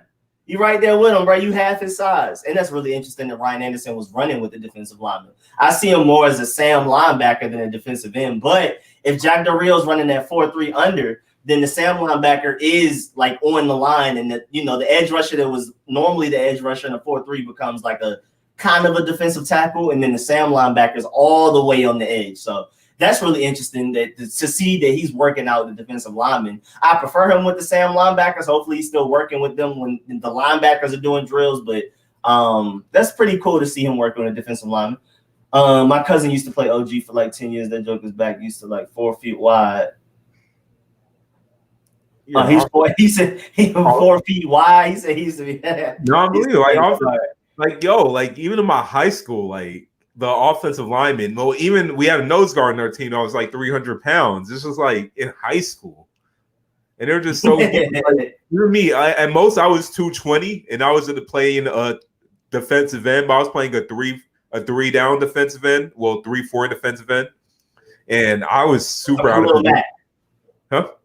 So, you were defensive end, not all the way on the edge. You were like Yeah, 3-4 I defensive know. end, like interior. We're running I a was thinking 3-5 Khalil Mack. West Virginia defense. So yeah, I was a defensive end in Oh, that. you weren't Khalil Mack. You were you were you were in the middle. I know, and trenches. honestly, that's just because at that time I wasn't really that experienced playing football, so I really didn't know what position I was supposed to be. I guess the coaches didn't really value me that much, so they didn't really tell me like, yeah, you're too small to play this position. You should be playing at the edge. So it was the same concept. I just had to eat up blocks and make space for the linebackers to get through, but I was just way too small for that position. Man. And the thing is, if I wanted to take my position, our best players were playing that position. So I was never going to get playing time for varsity if I did that. So it was just like, yeah, it wasn't going to work out. But I was a defensive end in middle school. I didn't play high school. I played middle school, and I was an edge rusher / They would move me to the interior, kind of just as a small guy, just to kind of get some speed in the middle type of thing. But for the most part, I was all the way out on the edge. And I don't remember if we were running a 4-3 or 3-4. I literally can't remember. It's crazy. My memory's terrible, but I do remember I was pretty fine, but I hated running laps. The reason I gave up on sports, I hated running laps, man. I couldn't do it. My freshman year, in running a 4-3 defense, and I was good playing defensive end then because all the guys just tell me to do is just run and get sacks. I was good running. I had a good acceleration, but then when we moved to that 3-5 defense playing that position, I just couldn't do it. I'm too small. Yeah, I was still a rusher, but I couldn't just at that point with the coaches, since I was like not that experienced playing football, it was like my second year playing football. I really didn't understand the concept that defensive end has to eat blocks. I just thought like, oh, we just had to rush the quarterback. But no, we don't rush. We just stay there and like get two blockers at once. So the linebacker, the edge rusher can come and get the sack. Hey, I remember my one time when I actually got playing time. I was only in the game for only about like 3 plays. I got a sack. Immediately got it. My boy efficient. Mad night. But that was the only time I got playing time that season. That night has made the most of the little that you got. I see you. Exactly. They gave up on me. You were a sack king. I paid you $5 for each one. Thank you, mommy. That's how my mom motivated me. She basically was like, I give you $5 for every sack you get, and then of course my stats went up. I was not playing after that. Thank you, mommy, for finding a way to motivate me. I was always like 185 and 195, but then like by my junior year, we had weight training during the summer. We had weights. My school is very competitive, McEachern. So well, we're a basketball school now, but even with sports in general, we're very competitive. So I bulked up to 220 because I wanted to get playing. But still, I couldn't get. I was so too small. Everybody already knows how Georgia, Texas, Alabama, Florida, when it comes to football, how serious it is high school wise and all of that. It's very serious. It's a lifestyle. It's not just a sport. It's a lifestyle. So everybody already know that. Us growing up in Atlanta, we super know it from firsthand. Seeing giants. I mean, there's people 14 years old, 6'4", 320, already way bigger than me, just chilling. My school got someone like during the summer out of nowhere. I might be snitching, but we got someone from Alabama, like out of nowhere. Like one day I came to like weight training during the summer, like summer workouts, and this dude from Alabama, like 5'10" or 6 foot, like about 6 foot, 300 pounds. Just like like where you from? I'm from Alabama. We just moved here, got a home here, and well, basically coach got him a home. So we got him a home there. And then like this dude was like 300 pounds, faster than me, ran like a 4.7. And like he was a freak of nature. Like we're like randomly, like out of nowhere, just get this guy. And then he's just like our starting defensive end. Cornbread fed, boy. Oh yeah, shout out to Cooper. Yep. Came from the same high school, Sharif Cooper. Yep. Y'all lucky y'all didn't play against me. I would have had y'all on Friday. All right, shake and bake. All right, what position you play, man? Defensive end. I wasn't no joke, man. Once my mom told me $5 a sack, it was over with. It was over with for everybody. I felt sorry for the other team. Yeah. I went to McEachern. Wait, did I say that I went to McEachern? But yeah, I went to McEachern. I don't even know I said I went to McEachern, but yeah, I went to McEachern High School. I feel like Atlanta slept on because, I mean, even though Nick Saban said Georgia high school football is premier high school football out of the entire nation, I feel like people still don't acknowledge. I know everybody talks about Florida and Texas, but I feel like Georgia does not get their credit for the talent that we produce. I mean, first of all, Trevor Lawrence and Justin Fields, just to start off. Kenyon Drake is from Powder Springs. He played for the rival high school. He played against my school when I was there. Evan Ingram from the rival high school as well. They both played in Hillgrove, and that's in the suburban area. And that's right. That's just in your little area. Yeah. And then my high school is known for basketball right now. Like Rich mentioned, Sharif Cooper. He's like one of the top was one of the top high school players in the nation. He just committed to Auburn, and he was like one of the players you'll see on mixtapes. High school mixtapes playing with Lou Williams. We're going to have a top 10 pick coming in the draft this year, and Isaac Okoro. He played in Auburn, and he's from McEachern as well. So, we have a lot of talent that come from Georgia in both sports. Bro, Westlake, there was one year, I think it was like a couple of years in a row, Westlake High School had the most NFL players out of any high school in the nation. And, of course, that was when we had Pac-Man Jones, we had Cam Newton. I'm trying to find out the exact year, but we had the most players from any one high school in the NFL at the NFL level. So I'm always proud of that. You know what I'm saying? Right. And like I said, Nick Saban said Georgia high school football is the premier high school football in the nation. So I feel like we don't get enough credit, even though Nick Saban acknowledged it. The player that has most points all time in a G League game came from McEachern, came from my high school. Maurice got drafted by the Jazz in the first round, but didn't really make the team. But he ended up scoring 100 points in a G League game or a D League when it was the D League. So he had the most points ever in the G League game. So we got that to our name as well. I'm trying to find it. There was an exact year where it was like a year or two in a row where we had the most. Well, I can't find the year, but it was sometime in the 2000s. The McEachern 2008 is 2018, 2019. Well, the year where Isaac Okoro was a senior and Sharif Cooper was a junior. That year, they're actually saying like on top publications that might be one of the best high school teams of all time because that McEachern went undefeated. But it's just the problem is because McEachern didn't play like the big name high schools from across the country like Oak Hill or whatever. They can't really compare, but they're putting them as they listed them as one of the best high school teams of all time. Went undefeated a full year and won a state championship. Yeah, McEachern is not to be played with basketball wise at all. Yeah. And you got Marietta High School, you got Wheeler High School where Jaylen Brown is from. You got just like for both sports, you have just so much talent that come from Georgia because there's not really much else to do. Yeah, I would say, you know how much better we would be athletics wise if everybody didn't want to be a rapper or a trapper? We probably have the smallest percentage of people that actually want to like play sports compared to like others. Everybody want to be a rapper here. I'm telling you. I think it's more because y'all closer to the city, but in Powder Springs, it's because we just got nothing but suburbs. And back when I was there, we didn't have or anything. It was like we had nothing else to do but play sports. Play sports or like do drugs. I didn't, but I mean, that's just basically like how I grew up, just seeing everybody. Everybody a rapper down here. Everybody. DMV got more NBA. Yeah, the DMV Hooper, especially PG County, is deadly. That documentary was crazy. That documentary is super crazy because it's like the culture y'all have. Like Atlanta, we just have a lot of great athletics, especially basketball wise, just because of just pure talent.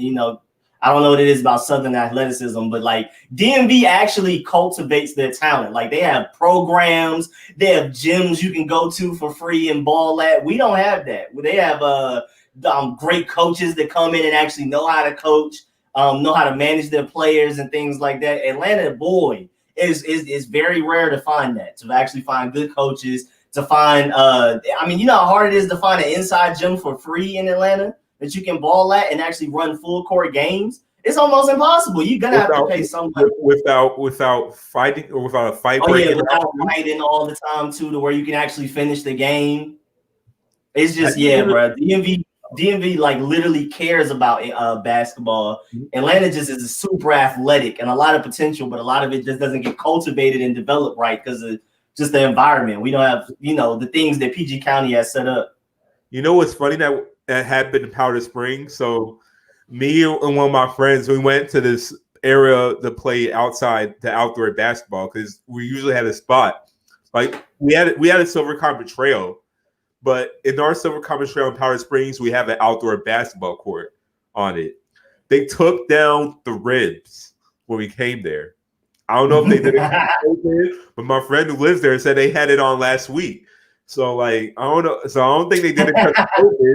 I just think they did it because either probably people were just doing drugs over there or people were fighting. Because those are the only two answers I got. Because that area, there was always fights going on. People smoking weed over there. So like that's my answer. But like they cut the ribs down. So we couldn't even play that anymore. The closest place that I have to me that's a free inside gym is about 15 minutes away. And it's on one of the worst streets in Atlanta. One of the Washington Road leading into Cleveland Ave. If you're from Atlanta, you know that's literally one of the worst places. No, I'm not talking about Sandtown. I'm talking about Brady. And we used to go there, but then after some of my other friends that I'm not like super close to, but they like warned me, they got robbed at gunpoint there. So we just haven't been going back. So it was already really bad, and we already knew when we were going there it was bad. But then once like they actually got robbed at gunpoint, we're like, oh yeah, no more Brady, none of that. No wonder apartments are cheap in that area. I was looking for apartments. Oh, you don't know about Washington Road and Cleveland Ave? Please don't do it, bro. It's top 10 worst places in Atlanta, bro. It's terrible, bro. Well, we was over there for a while, but after that, it was like, oh yeah, you're not risking it. No wonder why I see places for like 700 over there. It was like, okay, that's a good price. It leads up to it leads up past the airport. It's in between like Old Nat, which is terrible. Summer Hill over there, which is like where Young Thug and all of them are from. That's terrible. It's like, it's like the heart of all of that. What like Cleveland Ave is literally the street. It's just like terrible. So I was just like, got gentrified, or is East Point still a place you don't want to be at? East Point is where Big Boy is from, by the way, for the people in the chat. Oh yeah. Let me see. I don't think nobody smoking is really trying to fight, but you ain't been here, Smokes, boy. Bruh. No. First of all, everybody's doing it. I'm not, but like 90% of people out there are, and then 80% of people are fighting. So I mean, I don't know if it's a generation. I don't know where you grew up at. But the smoking people are usually the ones that want to fight the most. They don't care because they'll start smoking right afterwards, like nothing happened. Yeah, because the people smoking are usually the ones not playing basketball. They're just there, and they usually that's a good point too. If there's like 60 people at the court, only really 20 of them are actually planning on playing basketball. Everybody else is there to joan or to just smoke or to fight or whatever, just chilling. It's only like 20 out of 60 people actually dare to play basketball. So that's where a lot of our problems are. And I was saying that they might have closed the courts down because people were smoking over there. Because you got other residents just come there and walk and jog. So you just see like all that going on. They probably just took the rims down just so they could get them out of there. Because it's a pretty diverse neighborhood. It's not just black people over there. So you just see I don't know. That's just my guess with that area. You see, y'all got brown liquor in y'all bud down there. I mean, but Seyi has a good point though. Most of the people that are smoking aren't even there for basketball. It's literally just, our courts are pretty. I mean, if you're in Atlanta, you have nothing to do. You're at a gas station hanging out, or you're at a court hanging out. And because of that, most of the people there aren't there for balling. They just there to joan, fight, smoke, or whatever. It's just the chill spot. That's all we don't have public parks like other places have, like New York and the DMV and stuff. We don't have public parks like that. So everybody just congregating at random places like that. They like one of the dudes that'll be like in between games, like, oh, let me shoot a shot. Oh yeah, pants at the knees. Oh, let me get shot real quick. In the air ball. Super brick, super air ball. And you don't want to say they trash because they might beat you up for saying that. And you want to pass I'm always joking. I can't help it. I'm always joning. I'm gonna be like, boy, what was that? I can't help it. I got to, but they always be laughing with me and stuff. Everybody always just be joning. You know what I'm saying? That's just what everybody does. But it's so fun. I gave work at Piedmont Park. Ask about me. My boy, we gotta see about shaking bait. First of all, I didn't even know there was a basketball at Piedmont Park. I don't know over there. I've only been there like twice. So I don't know. That's where the people that ain't from Atlanta be playing that. No, you gotta go to. I've been to Piedmont Park twice, and I didn't even know there were courts there. So, I didn't even know. That's where the yuppies are at. You gotta go. You gotta go outside Piedmont Park. You gotta go to where the real Atlanta people are at. Yeah, you gotta come down here with it. You know what I'm saying? Yeah. But again, I'm not gonna say people gonna give you the business because honestly, where I ball at Cliftondale, a lot of the best people that ball there are literally from the DMV. Like all of them, they kind of play together. They stay together. They talk to each other and hang out because they all are like DMV people. So, but I'm not gonna sit here and act like you come down here, you gonna catch some competition because again, most people are just here chilling. Yeah, I'm about to say you're not about to catch. You're gonna catch athleticism, but you're not gonna catch fundamentals. You're not gonna catch teamwork. He's out. Everybody's complaining about a ticky-tack foul. Other than if you hooped in the hood in Atlanta, then you know people do not care about basketball as much as they care about just chilling and having fun. The basketball is extra. Basketball is extra.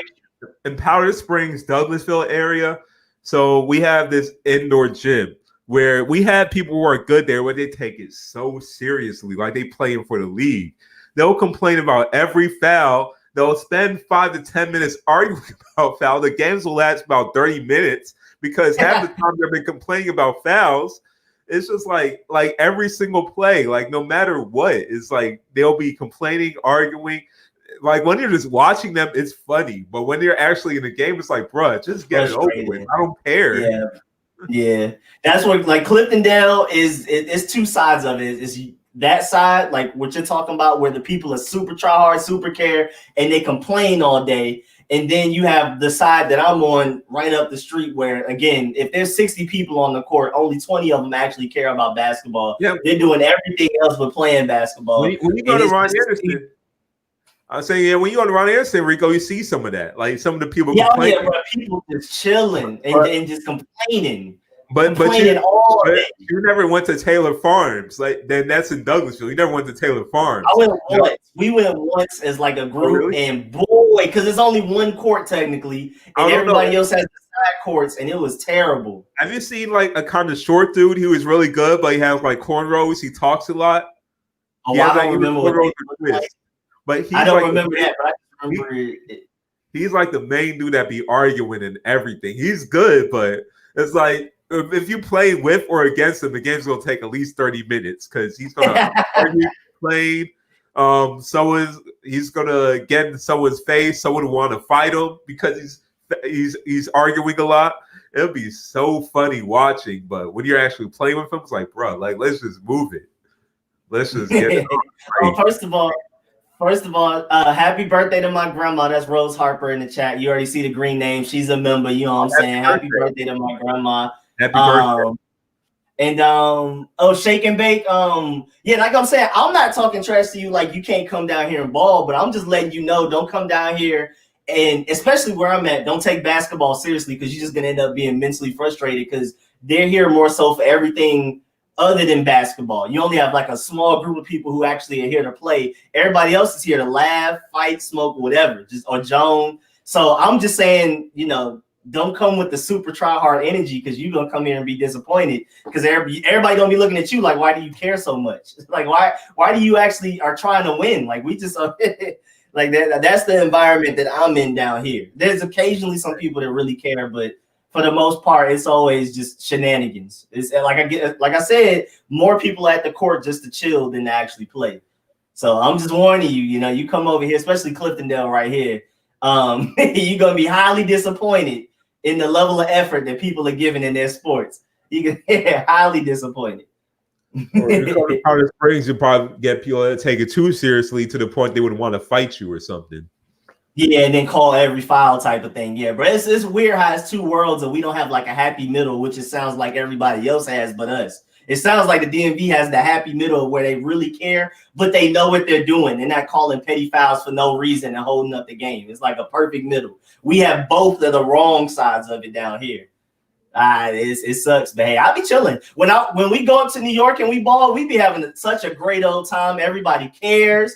First of all, we're usually more athletic than everybody else because, you know, Southern athleticism is different. We're usually stronger. May not be faster, but we're usually stronger than people that are even bigger than us for some reason, especially since there's so many different races up there. Because I remember it was me, Lyric, and Harvey. We were balling against 3 Middle Eastern guys, and one of them was way taller than all of us, and we were just bodying him like it was nothing, and we dominated them the games that we really they're usually just more fundamental, but that's really about it. Like me, I got a torn ACL that I never had surgery on.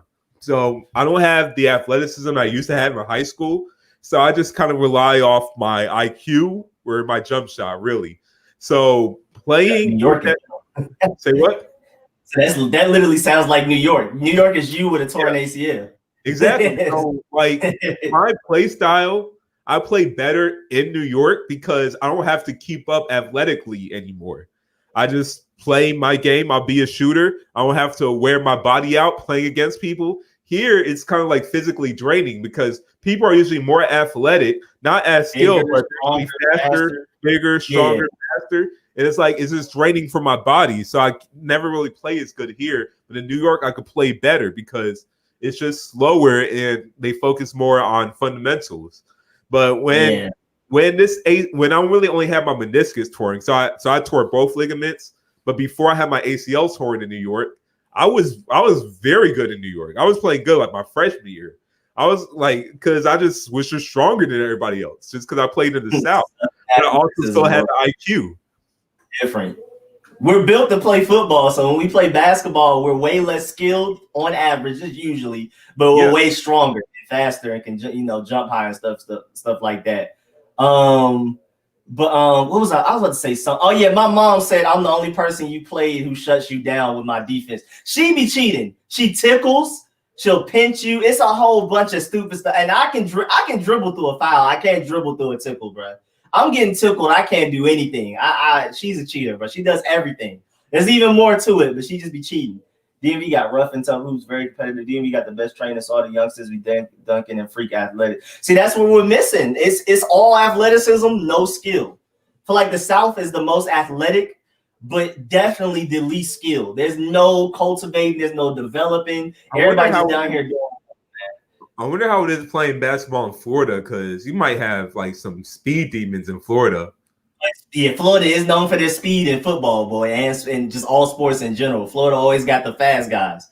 I don't know how that might work. Super fast breaks, super fast. But yeah, DMV super got it on lock compared to. I'm just saying, I would say Georgia is more athletic than DMV, but DMV definitely has by far the best hoopers overall because nobody down here cares about skill like that. It's just no, let me practice my shot all night.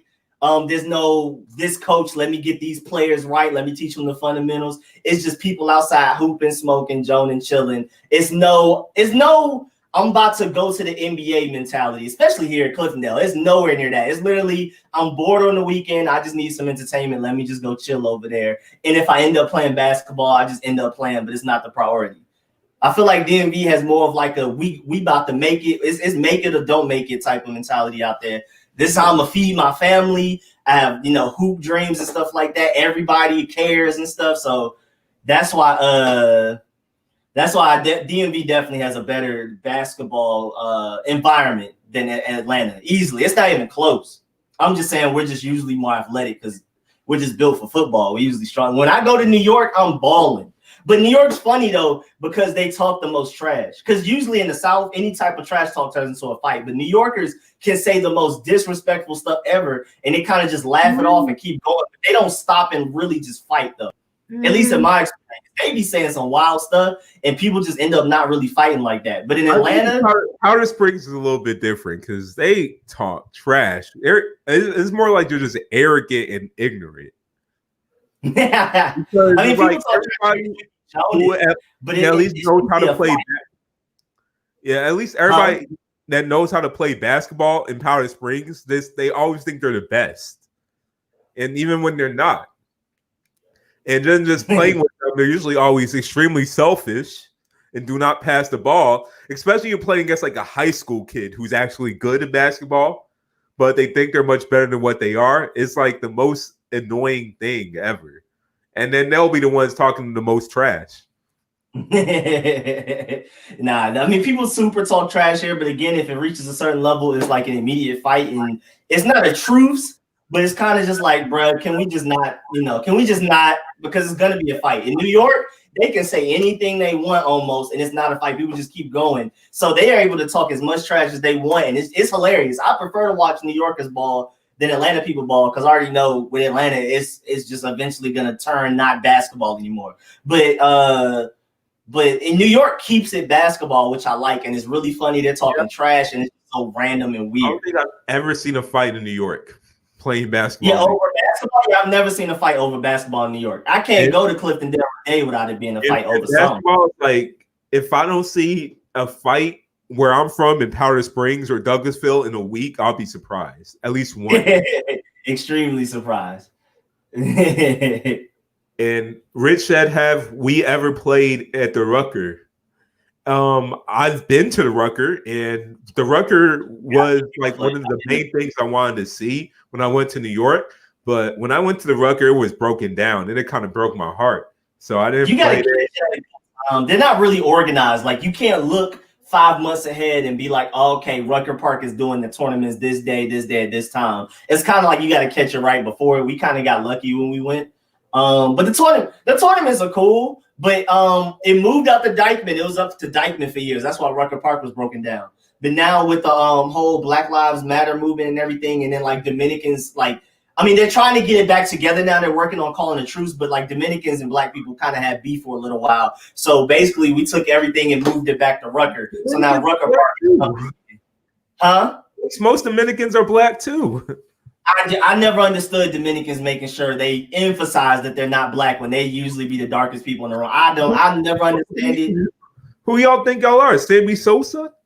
I never, but yeah. So it was a Dominican Black people beef going on in New York, like during this whole coronavirus thing. Because I forgot, it was like a specific incident with like Black people in Dykeman or Dykeman people, and I forgot something happened. And long story short, Black people were basically like, all right, so we're gonna stop balling in Dykeman. We're gonna take it back to Rucker Park. So now Rucker Park is getting a little bit better. Like, they're cleaning it up. They're about to start using it more now. And but Black people and Dominicans are trying to get it back together. I've seen it everywhere, like on Instagram and stuff. They like, we gotta, unite and stuff. So they're working it out. But yeah, it was Dykeman. Like, recently we went to Dykeman. Kyrie was there this last July. And stuff like that. So Dykeman was the spot for like a couple of years. You probably went bad timing. You probably went as soon as Rucker Park moved to Dykeman. You went when I was a junior. You were a sophomore. Remember when we went to Harlem? Yeah, and I was like, let's stop by Rucker Park because I wanted to see that. And that was like my first time going to Harlem. Yeah. I think Dykeman, there was still stuff happening at Rucker because, like I said, we went to a Rucker Park tournament after that, but Dykeman kind of still was the general place where everybody knew that's where you can ball at. Like, if KD were to come to New York, he would go to Dykeman, not Rucker Park, more than likely, for that time period. Now it's Rucker Park again. Hold up, Walker. I definitely stole some pockets in New York. So, hey, I did pick some pockets. But Anthony Edwards, he is the embodiment of an Atlanta player.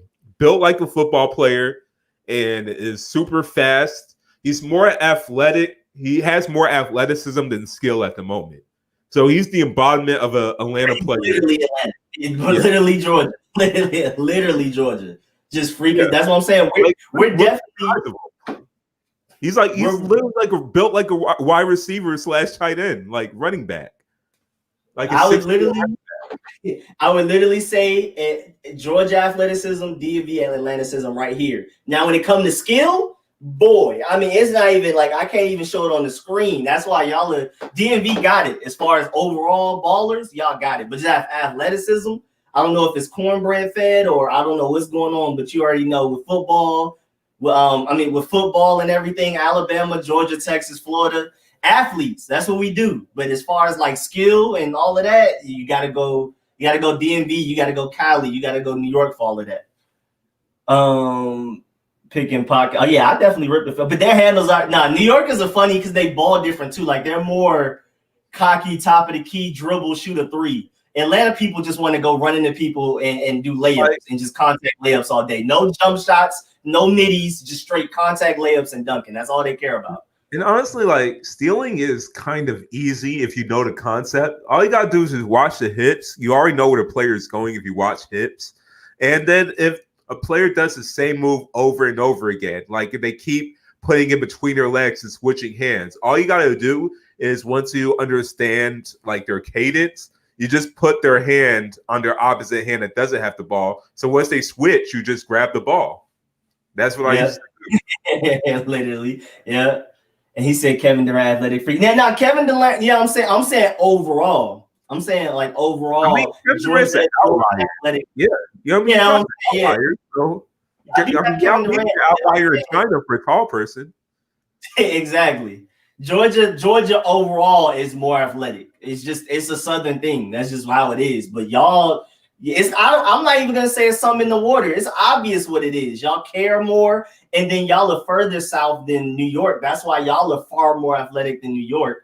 And then y'all also just, y'all care. Georgia does not care about basketball. I would say it's football, rap, and everything else. And then basketball is just like, if I don't make it in football, if I don't make it as a rapper, then I'll do basketball. Whereas y'all have arts, y'all have programs, y'all have great coaches, y'all have mentors, y'all have tournaments. Boy, we just be out here chilling. We be like, well, I don't feel like playing 2K. I might as well head to the court and just, shoot something real quick. Hey, Walker, where you be playing? Got to be playing against Rod Strickland and Kenny Anderson. That's what I want to know. I don't know, man. New York, you can always randomly catch somebody. Honestly, though, New York is like everybody just be chilling.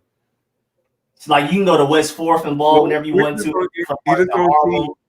You just gonna see Rod Strickland on the basketball court and be like, "Yo, you want to pick up Rod?" Hey, man. I mean, they got a ball sometime too, man. I'm not surprised. Honestly, I'm not surprised. Just random pickup games. Old head high school hoops. I'm so sorry, Rich. I'm so sorry. He said no shooters. Well, from my experience in New York, they love to shoot. I mean, I wouldn't say they have high percentages, but they definitely care more to shoot than what I experienced in Georgia. Georgia, boy, middies and threes sometimes, but it's mostly I just want to lay up on you, dunk on you. I just want a contact layup and a dunk. Everything else doesn't really matter that much. And like middies. And NYC, they put more of an emphasis on team basketball. If you play in a random pickup game in Georgia for team basketball, you'll get frustrated. You're going to be extremely frustrated. It's going to be everybody playing 21. Yeah. Is everybody just playing 21, basically? I just got mad. I just stole the ball of my own teammate. Like, bro, if you don't pass the ball, I stole the ball of my own teammate.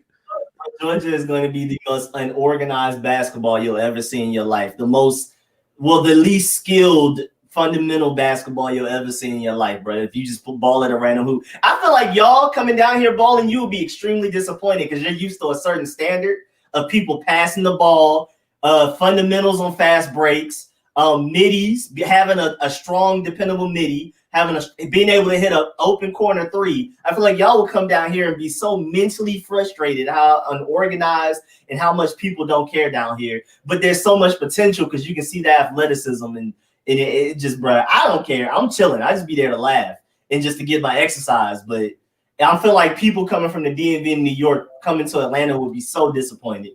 They would just be like, bro, why? Why are y'all even, like, what's the point of even stepping on the court if you're not going to put that much passion into it? I would love to see y'all come down here and ball down here just to see y'all reactions of y'all disappointment. Because the disappointment is just going to be so ridiculous. Played against Rod Strickland in summer at Summer League when he was NBA Urban Coalition. See, y'all even have like tournaments with names, the Urban Coalition or part. The Urban Coalition. Boy, we don't have nothing. We don't have nothing. You better do AAU or you're not part of anything. You play for your high school, you play AAU, or there's nothing else. Rec is silly though. Rec is pretty silly, honestly. Pretty unorganized. I'm gonna start saying Rico out of respect for Nikki. Thanks. Yeah, she was calling you by your government name. Yeah, Rich always does that, so I don't even question it no more. The Rainbow Coalition. See, look at like y'all got official tournament names. It's literally high school, AAU, or I mean, you can try rec league, but again, it's gonna be unorganized. And if y'all were to play in it down here, you'd be highly disappointed at how unorganized and silly and chaotic it is. Oh, let me see. MJ played in Urban Coalition. Yeah, we definitely don't have none of that. I couldn't tell you the name of an Atlanta basketball tournament, Urban Coalition. My dad. Oh yeah, thank you. My dad used to ball out there and stuff too, but I mean he's from the DMV, so that's why he was. Atlanta has some like tournaments where Lou Williams would show up, but that's about it. Lou Williams, Jaylen Brown would show up. Yeah, they're not about to do all of that. They not. If you have a future in basketball, you're not really about to pull up to an Atlanta tournament because usually something violent or something stupid is going to end up happening usually anyway. To be completely honest, it's not even worth risking it. But like I said, Kip and Lane, like you know how they play in a charter school. They don't want to do it anywhere else. Yeah, so, bro. Charter school basketball court, and we can't get into those. Again, I'm never going back to Brady Park, but that was the 15 minutes away. That was my closest free inside gym I can play on. You know what? No, yeah, I did play there before. Once. Bro, it was terrible. You can even tell just by how the doors were wide open and the area. I remember that. Yeah, you can tell. Water fountain all broke. Court not taken care of. The court had bumps in it. Remember that was the court with the bumps in it. Yeah. Like the levels weren't elevated. Like sometimes you were this high off the ground, sometimes you were like this high. It was just bumps and stuff. And that's the only free inside court that I can go to within 30 minutes of where I'm at. The thing is, we have a very nice court in Austell, the Riverside Epicenter, but you gotta pay like $10 to be in that court. But I think I've seen like WNBA like training, like players training over there, like you really or college players. But it's such a professional court. They even got a legit NBA 3-point line. But like I said, got paid $10 just to come there. Yeah, man. As free, you can be from the hood, broke, and play in the inside court for free is impossible in Atlanta. Basically, it's literally almost impossible. Powder Springs, for free, you could still play in nice courts in Powder Springs. So yeah. But I'm saying because even DMV. Even if you're like from the hood of the hood and you're broke, you can't pay to get into a gym. They have free inside courts to cultivate that talent. That's why they're such a much better basketball city. They care. PG County, all of that, they care. It's definitely a difference in effort and caring and actually caring about, cultivating, developing the talent. He said, who got the best foods? DMV South up top. Me personally, I go to Atlanta for wings, New York City for everything else. But I haven't eaten a lot in DMV, so I wouldn't be able to give you an accurate statement on DMV. I honestly don't know about DMV. I haven't eaten the DMV. I just like chicken, and the South got the chicken, so wings and chicken. We got that on lock. It's not even close. But I prefer New York for everything. Even Asian food. Georgia's pretty good at Asian food. Just depends where you're at, though. My area in Florida is great at Asian food. Yeah, there are a lot of authentic Asian food. Like some of my favorite Asian restaurants are in Atlanta, but I would say on average, New York is just easier because you can literally go to the area. Like if I want Chinese food, I can go to Chinatown. I want Italian food, I'll go to Little Italy and stuff like that. But Atlanta's stepping their game up as far as different cultures of food because people are moving here. It's a commute city, so people, what I'm saying, we're stepping it up. But again, if I want wings, Atlanta. If I want anything else, I'll generally go to New York. Mexican food. I love Vegas. I mean, that's just from my experience with Vegas. I know Vegas on average has better Mexican food, but I don't know. I've never really tried Mexican food in New York. They usually, the Puerto Ricans, Dominicans, they have their own thing going. For Georgia, they usually have more Mexican restaurants, but I'm a burrito person. So the best burrito I've ever tried was in New York, in Brooklyn. It was this Mexican restaurant, and they had this string cheese. I forgot what it was called, but their burrito was amazing. I came to a point where first thing when I went to Brooklyn to visit my friend, I was like, we got to go back to this burrito place again. I need that burrito. And that burrito was so huge. And for Brian, I was about to say for Brian, we already did mention about the Darius Guice situation in the beginning of the podcast. Yeah, in short, I'm ready for everybody to step up. That just means Bryce Love is just gonna have an even better career, basically. That's how I see it. I'm disappointed, but at the end of the day, it's whatever, bro. Bryce Love and Antonio Gibson are ready to go. And everybody's saying that DMV does have great Chinese food and wings. Again, I haven't been in the DMV to really try it, so I wouldn't know. But I know, like, generally, even people not from Atlanta always say Atlanta has the best wings. So I'm just assuming that we do have the best wings. I know for me, Atlanta has my favorite wings out of everywhere I've been so far. Again, I haven't really eaten DMV, but I know that's literally what Atlanta's known for. Like when I'm in New York and I say I'm from Atlanta, people always either ask about rappers or wings. It's literally rappers, wings, or strip clubs. That's literally what people immediately just want to ask me about. And see how all three is all interlinked. Just like how New York and Chicago are known for their different styles of pizza, Atlanta's wings. At least that's what I hear from outside. No, again, I haven't been everywhere to try their wings. I just know I do love Atlanta wings. I love my Atlanta wings. I do not eat Chinese food. The Magic City wings, I know you saw the video I sent them.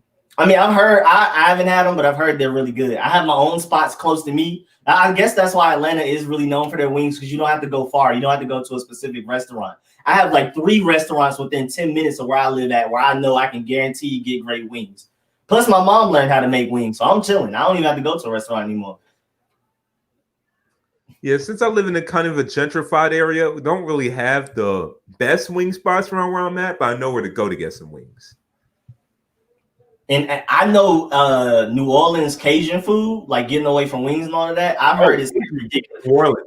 Oh yeah, I had some. I've been to New Orleans a couple of times. It's ridiculous. I had their fried shrimp, but I heard that their Popeyes was so much better than everybody else's Popeyes that I refused to eat Popeyes there because I didn't even want to ruin the other ones. I was like, I'm not even Popeyes in New Orleans, man. You're not even gonna do that to me. I had authentic New Orleans seafood and gumbo, and that was really good. Bro, I had their fried shrimp. It was easily the best top 3 fried shrimp I've ever had in my life. One random restaurant in New Orleans. But there's a Louisiana bistro in Atlanta, in East Point by the airport. They're kind of gentrifying it. It's a pretty good place to eat Cajun food. Their Cajun food is really good. Some of my favorite fried shrimp over there. They said you a traitor and never really like mumbo sauce and huge wings. I remember trying mumbo sauce. I can't remember how it was. Rock. I remember Brian said DMV wings really not that good compared to down south. So that's somebody that's had both. He said down south got it, I guess. Spicy Cajun lemon pepper. Where you find that flavor at? I need to get that. Spicy Cajun lemon pepper. Yeah, where is that? Where did you get that? I know we're known for honey lemon pepper too. Like other cities don't eat that. Like when people from Atlanta, when they hear that other cities don't have honey lemon pepper, they're kind of surprised. They're like, wait, other places don't eat that? Bruh, honey lemon pepper is my favorite wing sauce. I'm not even gonna lie.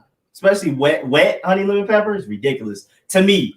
But I didn't know that honey lemon pepper didn't exist everywhere until I left Atlanta. Honestly, I had no idea. I thought everybody, just like there's buffalo sauce, just like there's teriyaki, I thought honey lemon pepper was everywhere, but it's not. Just mix their flavors all together. So like, there's no such thing as like an actual honey lemon pepper sauce. They just mix their flavors together and just come out with something. And then for Smoke said, Smoke said I probably got those green bean flavored wings where I live. And I know I definitely got vegan wings or cauliflower wings where I live, given my area. I live across from the Atlanta Braves Stadium, so imagine what that area would look like. Honey lemon pepper is such a big part of Atlanta that it's like a staple. Like whenever you're like trying to mimic like a ghetto Atlanta girl. Like, and then you just trying to mimic the accent or whatever, the sentence always ends up leading to honey lemon pepper wet. Like that's how much Atlanta honey lemon pepper wings are. When you're trying to mimic like a hood Atlanta girl, like her accent or whatever, usually the sentence involves honey lemon pepper wings. Honey lemon pepper sprinkles wet with a peach drink or whatever, peach soda. You know, so that's what we also do. Peach. So I was sick. I went to New York and they didn't have peach crunch. I was sick. They had the worst flavors. They had like regular, just grape. Grape is good, but peach crush is the best. Peach sodas are the best sodas doing it. That might be my bias because I'm from Atlanta and all of that. But oh yeah, Juan Gotti, we talked about Guice earlier, and again, just in short, I'm disappointed in him. I was one of the biggest Darius Guice truthers out here, but at the end of the day, Bryce Love and Antonio Gibson are ready to step up, and this is only going to make them greater now with more opportunities. So I'm excited. Hey, Juan Gotti, I remember you called me a bandwagon Patriots fan, and I did not like that. I'm just putting that. They'll give you regular lemon pepper with a honey packet. Oh no, I would be highly upset. I would be highly upset. Based on that. North Carolina has the best soul food. Okay, my mom, North Carolina into the chat. Peach soda, Rock Creek is the all-time best. Bro, I haven't had Rock Creek, but I know peach flavored sodas are the best sodas out here doing it. Point blank, period. I might be biased again but Ivory's from the DMV and he says peach soda, Rock Creek is the all-time best. Bro, when I moved to New York, I'm gonna have to get peach sodas shipped to me every day. Every week. I gotta have an endless supply of peach sodas. I'm gonna have to get it from Amazon or somewhere because they don't sell it. They just literally don't have peach soda. I asked everywhere. I went to so many bodegas, so many corner stores, and nobody ever had peach soda. And I was highly disappointed. I was sick. I would have went to New York with it if I knew that. I would have packed it in my suitcase. All Pats fans are bandwagon fans. You will lie. I'm a Pats fan right now, so I can't be bandwagon. You see everybody opting out of our team? I can't be bandwagon. I was a fan before I even knew Brady existed. So I can't know. Yeah, you was born in Massachusetts. Let them know. I was born in Fall River, Massachusetts, the same place where Aaron Hernandez got arrested in court.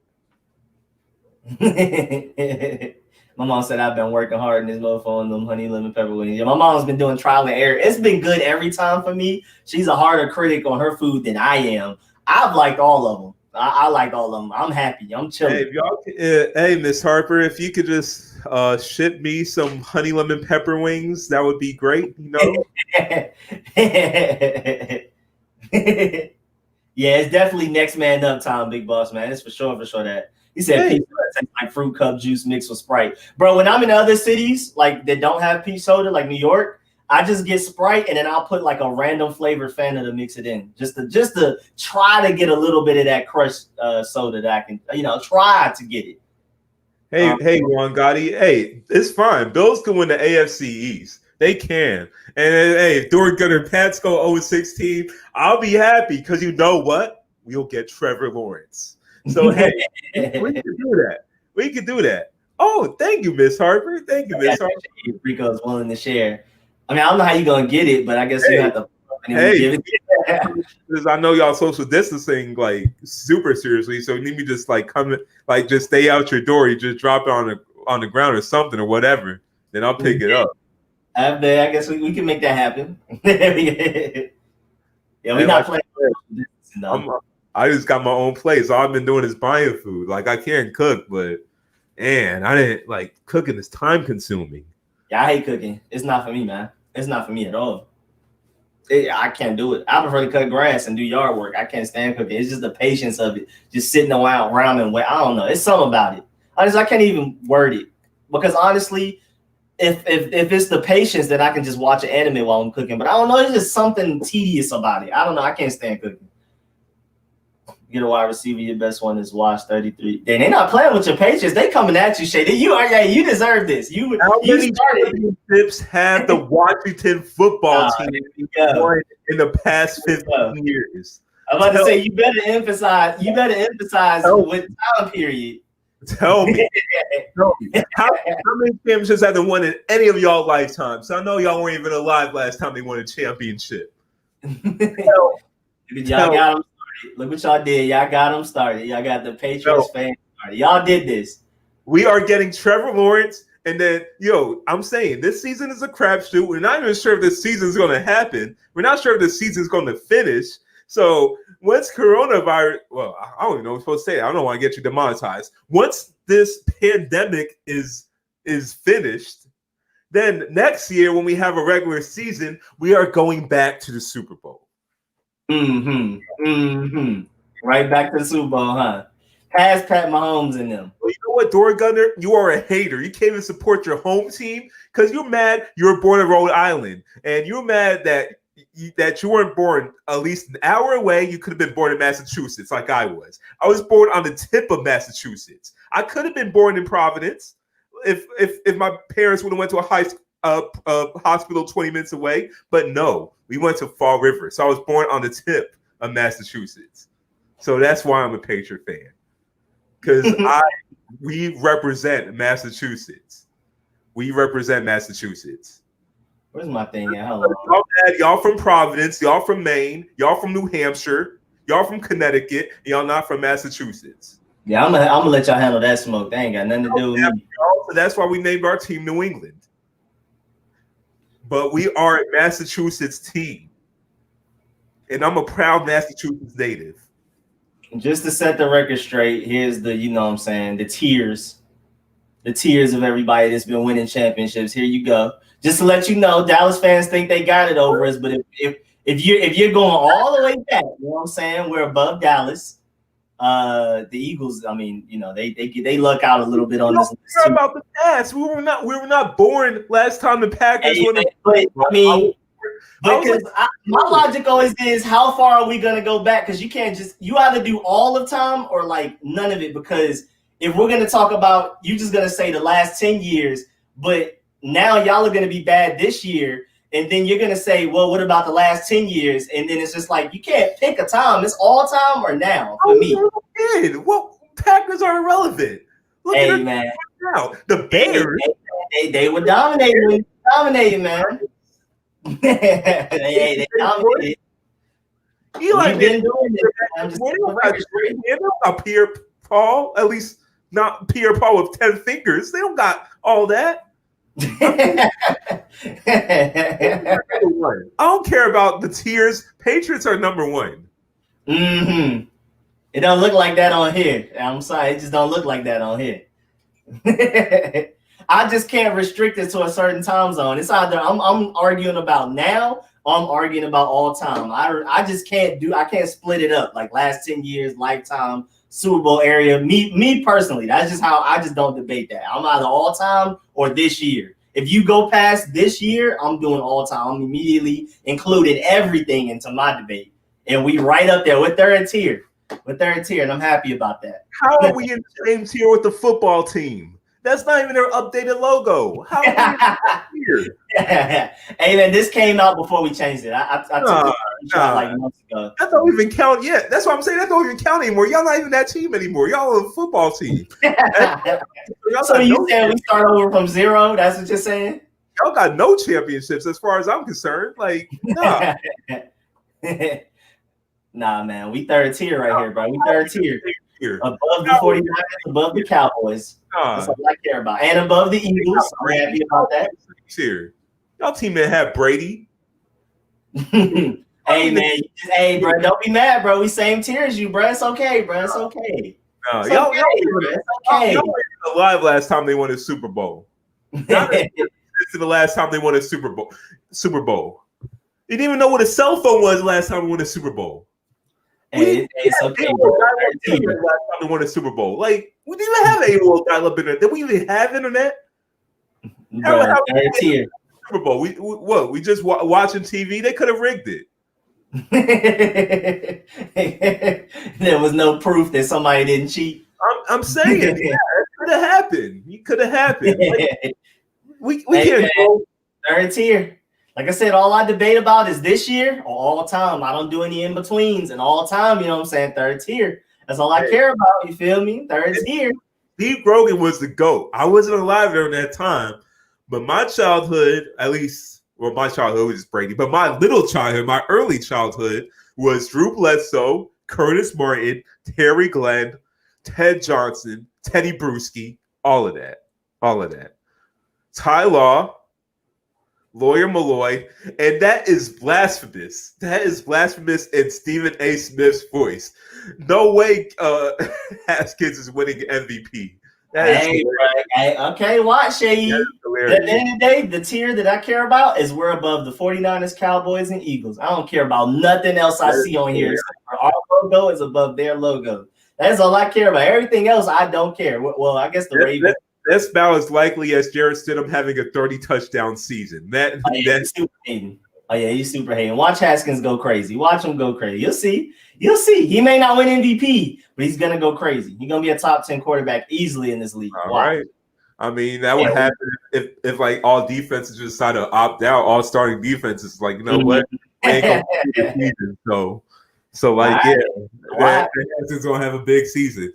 We'll revisit this in 3 years. Remember what you said about Haskins. Watch, Haskins about to be that dude. What's your team, Shake and Bake? I want to know. Where's your team? He said my squad is in the donut tier. That's pretty funny. You can see into the future? Oh, nah. Let him know, Juan. Let him know. You see into the future? All right. You're probably a person that said the virus going to be gone by next year if you can see into the future. I don't believe you. I do not believe you. Shake and Bake is a Panthers fan. I do remember that. Oh, I'm sorry. Rich said you grew up to Asante Samuel. You grew up to a man with 2 first names. Hey, I didn't grow up with it. I was a teenager when he was on that team. Thank you. I was a teenager, so I didn't grow up to it. I grew up to Ty Law, Lawyer Malloy. I grew up to those players, okay? But we went well over this. I didn't even notice it was 10:36, so I just brought up that screenshot. So I guess we can carry this conversation on the next week. You know what I'm saying? I'm about to find out about everything. We ain't mad about Brady. I love Brady. I still love Brady. I got love for Brady. I mean, I don't think the Buccaneers going to do too well. Their team's in the retirement home, but I love Brady. I don't think the Buccaneers are going to be anywhere near as good as people think. I think it's not going to be as bad as the Nets when they had Kevin Garnett, Paul Pierce, and all of them, but it's going to be something close to it. Yeah, it's going to be something close to it. That's basically the equivalent. It's really close to it. Oh, yeah. Thank you, Shake and Bake. We definitely got Jeb McCam. He is from Westlake High School, where Rico went to high school at. He's a Georgia boy, and he is going to help bring the Patriots back to prominence. Let's go. We're going to sign them to this is a wash year, but we're going to sign them to an extension. We're going to draft Trevor Lawrence. He'll be our backup. We'll sign Cam Newton to an extension. He'll win the Super Bowl. Then some team will overpay him, and then we'll just get Trevor Lawrence, and we'll still have a Super Bowl team. Just like that. Boy, that is straight karma that Guice hurt his knee today, too. That is wild. How did they even arrest him when he had his hurt knee? Oh, yeah, Seyi, have you seen the shot meter for 2K21? I saw crazy. It was like a circular meter, like on the bottom. It's a fan at the top, and then like say this is the bar. There's like a little percentage like this that's not all the way to the right and is way far from the left, and that's like the green window, I believe. I expect like 20 patches for them to keep shading the shot meter all over again, like they do every year. I'm taking my meter off. You get a boost for having your meter off, so I'm just gonna take my meter off immediately. Like honestly, they just have players shoot like they're supposed to shoot. Like, why do we have a meter giving them boost? Hey, look, if I'm shooting with Drummond Drummond can actually hit some 3-pointers now. If I'm shooting from like a center that can't shoot, if I'm shooting Bismack Biyombo from 3, I better be missing every single one. I don't care if I have a perfect shot or what. I feel that, but at the same time, that's the only way to really judge skill gap. Now, I agree for big men, but like really the only real skill gap, like the truest skill gap in 2K is getting your shot release right. So I'm leaning towards the side of you should only make greens, and I feel like it should be harder to make greens with the people that can't shoot. It's too easy to make greens. It's not hard to make greens. It should be rare to make greens. Lights, bro. People be making very lates, and that's so annoying. I can't stand the luck behind that. I just can't. This is what happens at every 2K. 2K gets released. People get complaining that the game is too hard. They're missing layups. They're missing jump shots, blah, blah, blah. 2K will make a patch, make the game easier, break the game, make it less realistic. It's just a cycle. So it's like 2K for me is always most fun before the patches start coming in. So I really only have like 2 weeks for me to play 2K before I stop playing it, really. Wait, Rich said you're supposed to make all white. See, that's why I don't play 2K. The fact that y'all actually feel like hitting an all white and not a green should go in is exactly why I can't play that game. The skill gap is eliminated. Y'all just want an arcadey game. Y'all want to just want to play any sports games anymore. That's the thing, because everybody's going to complain there's a skill gap. There's no skill gap in any sports games. That's why I like shooting games, because I know I'm killing somebody. I'm winning at the game because I'm better than them. 2K, you don't necessarily have to be better than them. You can get lucky for a game. And that's why I hate the fact that people make all whites, very lates, very earlys. And then the only thing I'm making that game specifically is greens. You have all games, you have games where they just, no matter what you shoot, you make it. And I hate the inconsistency. It just takes away pure skill gap. It just feels like the game is scripted before you even start playing.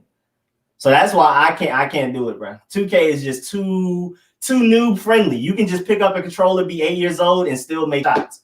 All white should not be going in like that. You need to be fire greening or just don't play. It should literally be like that. But the developer, the Wayne guy, was talking to the guy that's mystery race. His name starts with an A. Ace or something, or one of them, whatever his name is, mystery race guy. And he was basically saying like he's considering making it to where you only make all greens. And so that'll be the 2K I'll play more. Because I know for a fact when people are beating me, it's because they're better than me, not because they're luckier. So I got to see if they'll actually try that. Wait, what happened? I'm reading a ridiculous comment by Kai Jones. It says, Xbox is better than PlayStation. The only thing you have are exclusives. That's the only thing we need. God of War, Ghost of Tsushima, Game of the Year. Like, y'all are missing out. Y'all got Xbox. No offense, Rico, but y'all are missing out. Y'all are missing out. I mean, I'm here for. I feel like Xbox has the funnier party chats, the better party chats, and we have Halo. PlayStation has everything else. But I'm here. I don't really care for online games or online chat, so I just care for the games. And that's what I'm saying. I'm here for multiplayer. Over. Like, the exclusives are all we need. All we have is exclusives. Single player. That's what I would say. You see what our exclusives are like Netflix exclusives. It's like you can't really live without them. Those exclusives are so good that you can't really not play. Spider-Man, like I would like to play Ghost of Tsushima. I'm not gonna lie. I do want to play that. But again, I prefer to watch single player games and play multiplayer games. So that's why Xbox is better for me. But if you want a more diverse game palette, PlayStation is definitely better. But if you're a multiplayer guy, you like to talk trash, you like to troll, and all of the stupidity that goes on in like Call of Duty game chats and party chats and stuff like that, Xbox is better. So it's just whatever you want. That's why I've never really said which one is better, because it's literally whoever you want to be. And I prefer multiplayer. That's why I like Xbox more. Oh yeah, definitely, Shaq. I'm having you on gamer tag. I saw you talking about FIFA, and like I'm the FIFA king. So I'm just letting y'all know right now. I'm the FIFA king. Off nights and random dudes go off. I mean, that makes sense, but I feel like if I'm fine and I'm better than the guy that I'm going against, why shouldn't I win every time?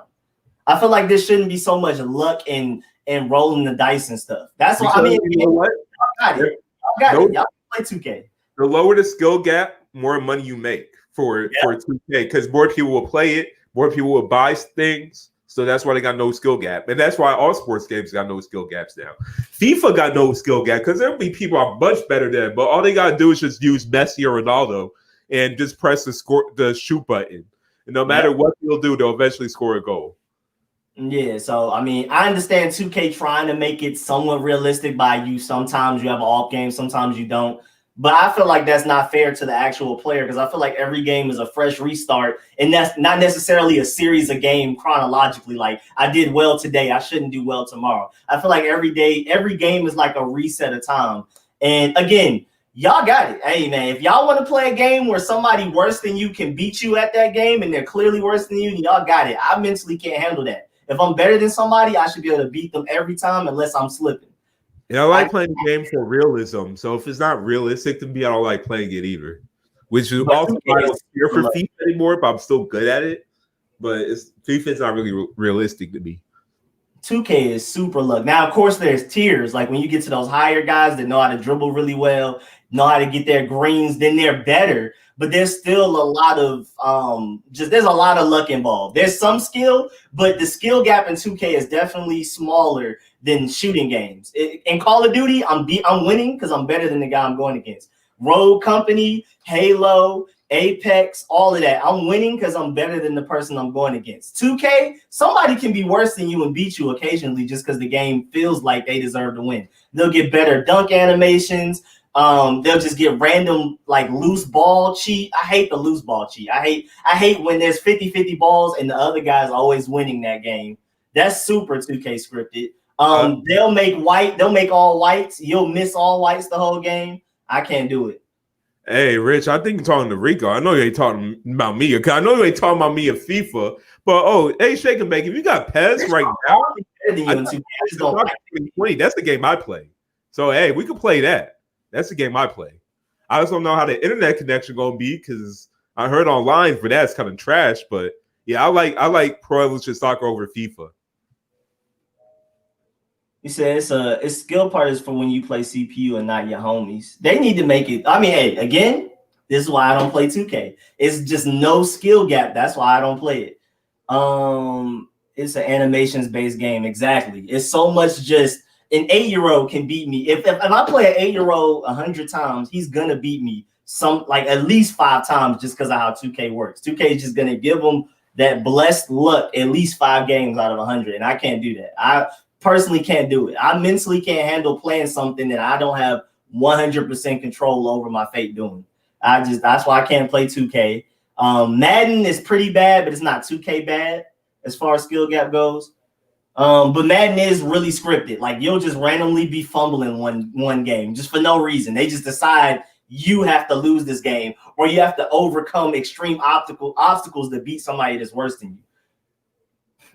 If you say no skill, you tripping, but minimize. Yeah, nah, I'm not saying 2K take no skill. There's tiers. There's like the guys that are at the top that are really good that, they do their little wagers and stuff when they go against each other 2v2s. Those guys are clearly better than me.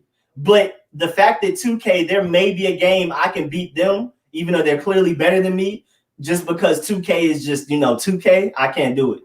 And then my team with the cards that are unrealistic, me personally, the Yu-Gi-Oh card, the basketball Yu-Gi-Oh cards with Shaq being able to speed boost, dribble, and shoot fadeaway threes, I can't do it. It's not for me. I understand how y'all like it because it's imagination, it's fun, it's wacky, it's silly.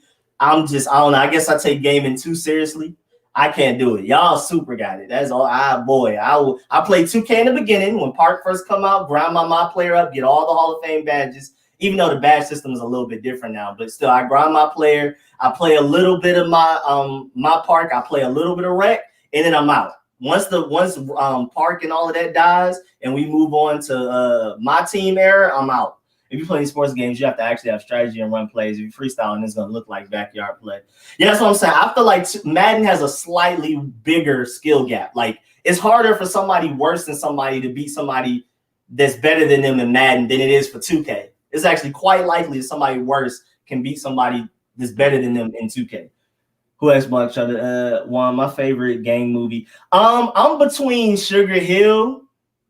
And if Menace to Society had a better ending, I would probably like him more. And I really like Paid in Full. So Paid in Full, Sugar Hill. I like The Wood a lot too. The Wood was hilarious. So I really like The Wood. Does Snow in the Bluff count?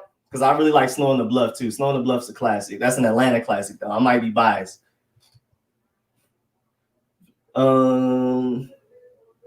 Juice. I never liked Juice. I feel like Juice is super. I hated Juice. I never liked it. I don't understand. I watched it twice and I was like, I don't get it. It feels short. I mean, the acting is good. I just don't like the story. Like the plot was just, I don't know. It's not as far as Boys in the Hood and Menace to Society, The Wood, Paid in Full, all of that stuff, Belly. I just don't see it with the Juice. I feel like it's overhyped in my opinion. I cannot watch that. You couldn't pay me to watch that movie again. In real life, there's scouting and game plans. It's hard to complain if you treat it like a pickup game. Yeah, that's what I'm saying. Hey, man, but as long as there's skill gap, as long as if I'm smarter or better than the guy I'm playing, I'm more likely to win than I'm good. 2K just makes it so hard to be better than somebody and win consistently. Boy, 2K makes it hard. You can cheese too much in 2K. Just dribble all day till you get an open, and plus it's not good for solo players on Park. Always get a 67. Oh yeah, I play with a squad that's try hard. I'm not sure if y'all know Ayo, VZ, and Jamal for Prez, but I mean, you know what I'm saying? We all play together. It's like 10 of us. They take 2K really seriously for like a little while. For like in the very beginning, those first couple of months, we take 2K we don't play no other game. We're grinding on our players. We only play Park if it's 3 of us. We never play with randoms. I haven't played Park with a random in years. But again, it gets to a point where I start seeing people worse than me beating me. I'm like, yeah, nah, bro. There's always some random abusable cheat. There's always something. This year was hop steps that was stupid. Last year was Euro steps. There was that 1 year with the John Wall 360 dunks. There was baseline has been really bad for like 3 2Ks. It's like it's really bad 1 2K. It's not bad for like 2. Then they bring back baseline. It's just always something that's abusable. That 1 2K we had, you could do Euro step 3s. You didn't even have to time it. Like there was no shot meter. You just did a Euro step 3, and it was very likely to go in. It was so stupid. So that's a randoms. Trying to run KO after this. Maybe I'll see. Snow on the Bluff is coming. Snow on the Bluff. Snow on the Bluff, I'm not gonna lie, was kind of like, but it's just hilarious. Like if you take it seriously as a movie critic, like cinematics, camera angles, acting, and all of that, it is terrible. It's a terrible movie. But like for what it's worth, like being funny and showing the real Atlanta, I love it. But again, that's just bias because again, it's just hilarious. It's pretty much a comedy more than anything else. I'm gonna play 2K with y'all next year. You better be 5, Rich. I'm telling you, they're gonna yell at you if you're not 5. Like they're really try hard. Like it's a really try hard group of people. You wouldn't really know because we don't take 2K seriously right now because it's terrible.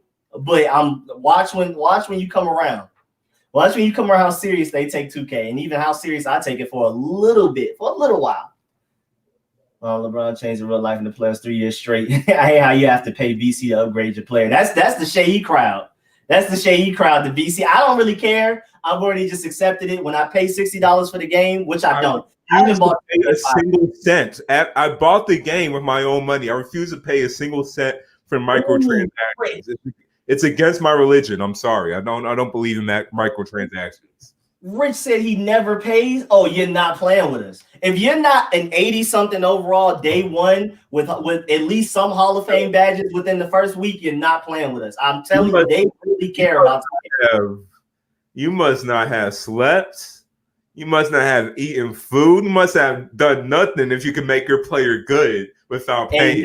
Yeah, bro. I don't. Boy, Rich, you not playing with nobody. I might play because you know what I'm saying, I'm nicer than them. But like Lyric and Courtney and Jamal, they are not going to play with you. That's a different level of grind. That's not even called grinding anymore. That's called slaving. Yeah. No, it's a different level of grind. There's nothing you can do. There's no matter how much you grind, if you don't spend VC, you won't be good enough to play Park to the level that they play within a week at all. It's going to take you like a month. You need to have all your Hall of Fame badges within a week or 2. You need to be probably after he got himself to an 80, he probably had no haircuts in like months. Full-grown beard. I actually grinded like flies all over him. Like had to. Like there's no way you can't do that without. You gotta, if you're gonna even be decent in 2K, especially in Park and stuff, you have to drop. You gotta drop that 60. I don't pay for 2K. My game share partner does because I'm like, if he don't buy it, I just won't have it. I don't care about 2K enough. I can skip it. I can sleep without ever playing a 2K. But I have to at least drop that VC. I gotta get the $60 worth of VC. You just have to. If you're gonna actually care in the beginning, then you have to drop that 60. You can't avoid that. Not day one, but after a couple of weeks, then yeah. Ooh boy. Well, then yeah, I guess you can play. But them first 2 weeks, they not playing. Got a pee bottle in the corner. What's good, Mike? I just don't even play the mode. Like the mode seems fun, but I do not. I'm not paying a single cent for that. So I'm just gonna play every other mode.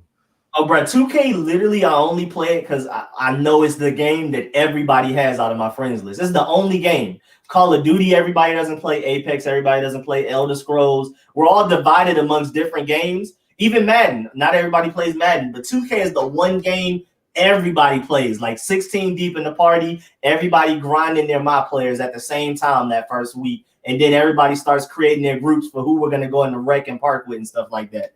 But I mean, it's so serious. Like we situate, okay, these people are gonna be a center this year. These people are gonna be a lockdown. These people are gonna be playmaking, shot crate, stuff like that. Like we break it down. It's like super try. It's pretty bad. But I mean, I can't be mad because that's Jamal and Courtney make their money off of that. How many subscribers does Jamal have? Let me see how many subscribers Jamal has. Jamal for prayers. Like he literally makes his money off of YouTube from 2K. That's how he came up. Same thing with Courtney with Ayo Breezy. Let me look. Jamal for prayers. I was like really good at 2K. I probably would spend money on VC because you can make your money back off that. But if I'm just like, if I know I'm not gonna make money off 2K, then like I'm not gonna pay money for VC. Oh yeah, Jamal has 57.4K subscribers off of 2K. He has videos. Let me see. Let me refresh it. He has video from 10 months ago, 770K views, 353K, 276K. When he don't play. Courtney has 14K. Yeah. So yeah, I mean, I personally can't make a 2K YouTube because I'm not gonna stick through it thick and thin. I hate 2K. I play it only because everybody else plays it, and again, I'm on Xbox for multiplayer. If I was here to play games by myself, I would definitely have a PlayStation. So even though I don't really like 2K, it is fun to play. It's hilarious. I would say it's more funny than fun for me because, you know, skill gap, it bugs me. But just always laughing on 2K, huh? I was just saying, I would play 2K for association mode, and that's really it.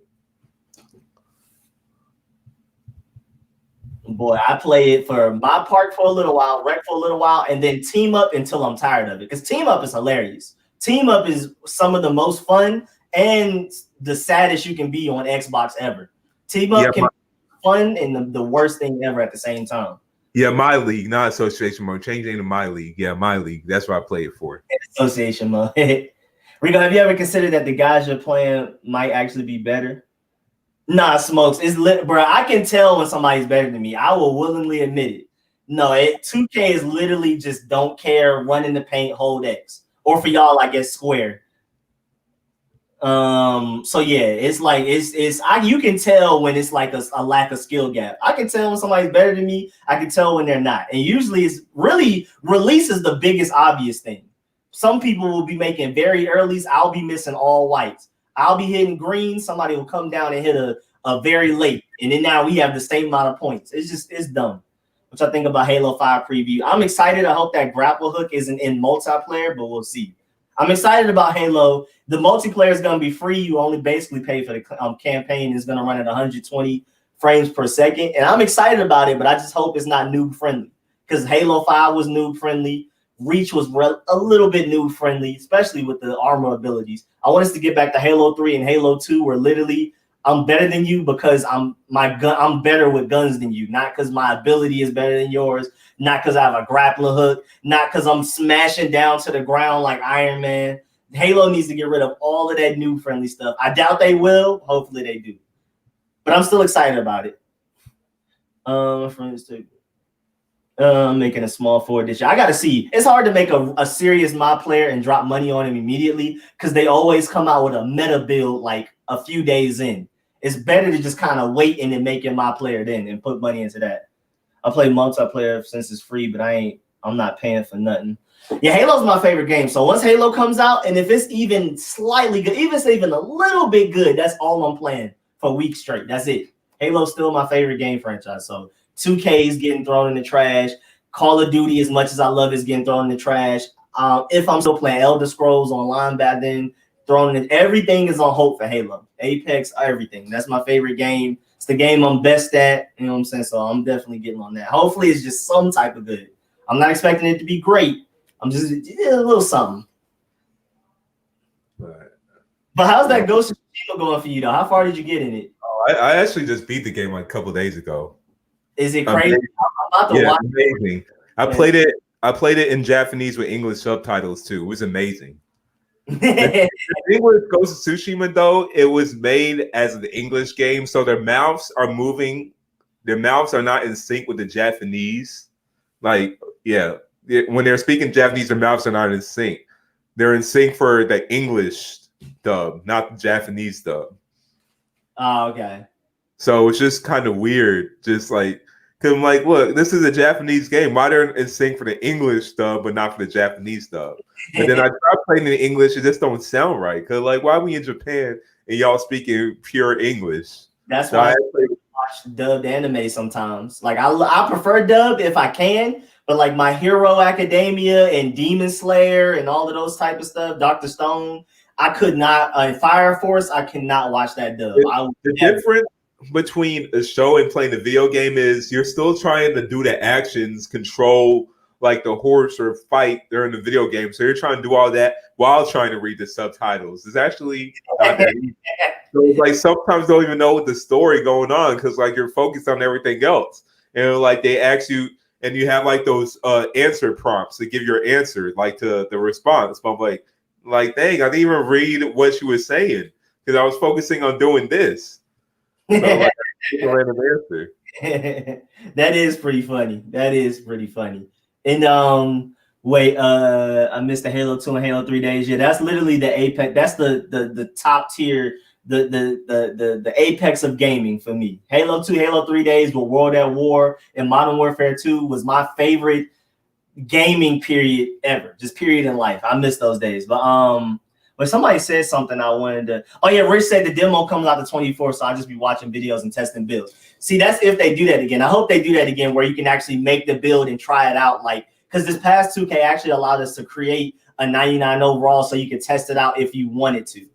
That's if you know what I'm saying. But if 2K doesn't do that, then hey man, it's a struggle. But yeah, if they come out with the demo mode again, then you can test out builds without having to buy VC. And that's great for us as gamers. It's bad for 2K because they make less money, but you know what I'm saying? I really hope they do that again like they did this past 2K, where in the demo, you can actually test out your build. You can do different builds. You can test out different pie charts, and then you can do them at 99 overall if you want to, or if you know, whatever overall you want to, and test them out to see how great he can actually be. And then, yeah, you wait for the videos. I saw you on Apex. I did not have fun on Apex. That was not fun. I started getting better. I started to get back to my old self a bit by bit, but it just wasn't fun. I prefer Call of Duty and Rogue. Hey, Rico, we about to hit the 3-hour mark on this podcast. It was like, I mean, it was a little late, so I guess this is our gift to them. Halo 2 and Modern Warfare lobbies on Xbox were so toxic. Oh, the fun. That's what I'm saying. Xbox is known for the game chat, the party chat, all of the online stuff. PlayStation is, you know, if you want gaming exclusives, the best like video games, especially single player wise, you know what I'm saying? It's out of one. Yeah, Halo 2, Modern Warfare 2 lobbies back when they forced you to be in game chat, you couldn't be in party chat. Funniest things ever. Funniest age of video game anything ever, bro. Hilarious. Mad nostalgia. Modern Warfare 2, your boy used to get those nukes in for free for all. I never could get a nuke, but I was always great at quick scoping. I was one of those people that would like get the last kill with a 360 quick scope, but I never was good at staying consistent. I'm just too aggressive. I run around too much, so I can never get a nuke. I don't know. I was terrible, and I never used automatic guns, so a nuke was like impossible. But I was one of them really try hard quick scope 360 quick scope guys. But I never was able to get a nuke to save my life. I would get to like 21 kills and die. I'm not even gonna lie to you. You need to buff Bangalore. I'm sick of getting third parties by Revenant. Yeah, Apex third party is ridiculous, bro. You can't recover. And Call of Duty, you just put on 3 shields real quick. You might not even need shields. You might be straight. But Apex, if you get third team, it's over with. You're done.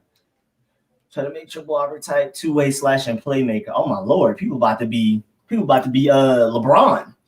I respect Bron, but to be honest, he's like Shaq, and since he's much bigger and stronger than everyone else, that doesn't compare to skill. Nah. LeBron, LeBron's one of the best of all time too. He has perfect combination of athleticism and skill. This is why he's still one of the best players at this age. Yeah, bro. His IQ is ridiculous, bro. You can't take the IQ away from him.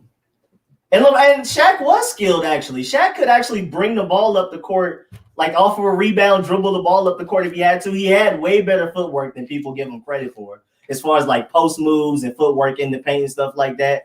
Oh, Brody, what do you want? I'm trying to think of something else too. Shaq was a better passer than he gets credit for. He wasn't just a big, strong guy. He actually was really skilled. Call of Duty camping third party and solos feels unplayable. Now, Call of Duty, it gets worse, like the less people you have on your team. So when you're playing 4s, it's the least camping. 3s is a little less. I mean, it's a little more. 2s a little more from 3s. And then solos is straight camping, just straight camping. That's why when I want to play by myself, I'll do solo trios. Like I'll just go in by myself, no team field, and go against teams of 3 if I'm trying to just, kill and not worry about people camping. The 3 goes for Brian, AD, Caruso. I hate them.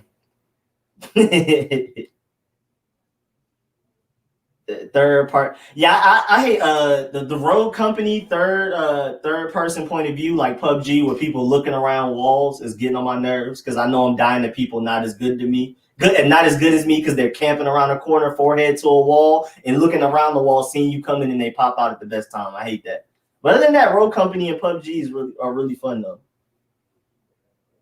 Jaylen Brown I guess it is time to go though. I mean, it is 11:05. I'm hungry. Yeah, this seems kind of uncomfortable sitting for 3 hours, honestly. All right, we'll go ahead and get up out of here, man. I appreciate everybody that pulled up. Seyi, I'm not sure if you noticed, but at one point we had like 200 and something people in here live. Well, I can't see it. I think because I'm not logged into Streamlabs, so like my profile's not logged in, so that's why I guess I can't see it.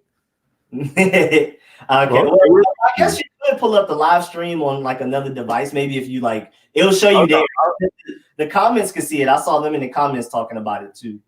Okay, all I gotta do. Well, next time I'm gonna log in, so I guess when I can make comments with my YouTube channel. Yeah. Okay. Then bet. Yeah, but that's just if you want to see live viewers, because right now we're down to 14, but at one point we were up to 200 and something, which is really cool. And then yeah, Rich said don't go and I'm not saying he's not skilled or smart. I'm saying without that advantage, more skill. Now I see that people have had chair. Give me a more comfortable chair. My butt hurts. I'm being honest. My butt hurts. Give me a more comfortable chair. Thank you, mommy, for the screenshot. I see what Smoke Gems is saying, though. Not that they don't have. He's saying that other people, because they're less athletic, have had to work harder, so they're more skilled, just skill-wise overall, just because to make up for their slight. Jordan have freakish athleticism too. Let's like. You said who? Especially Jordan. It's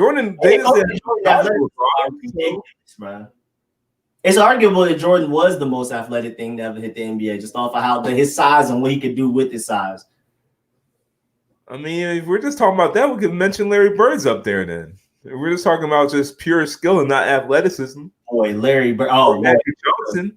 Luka is so slow, but Luka Doncic, yeah. So skilled. Luka is the slowest thing I've ever seen.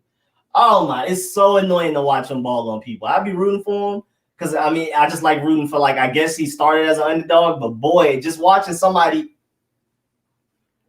and it just be working. Like they can't guard it.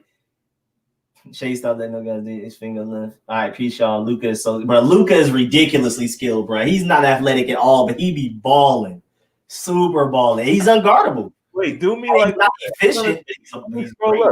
Do me like what?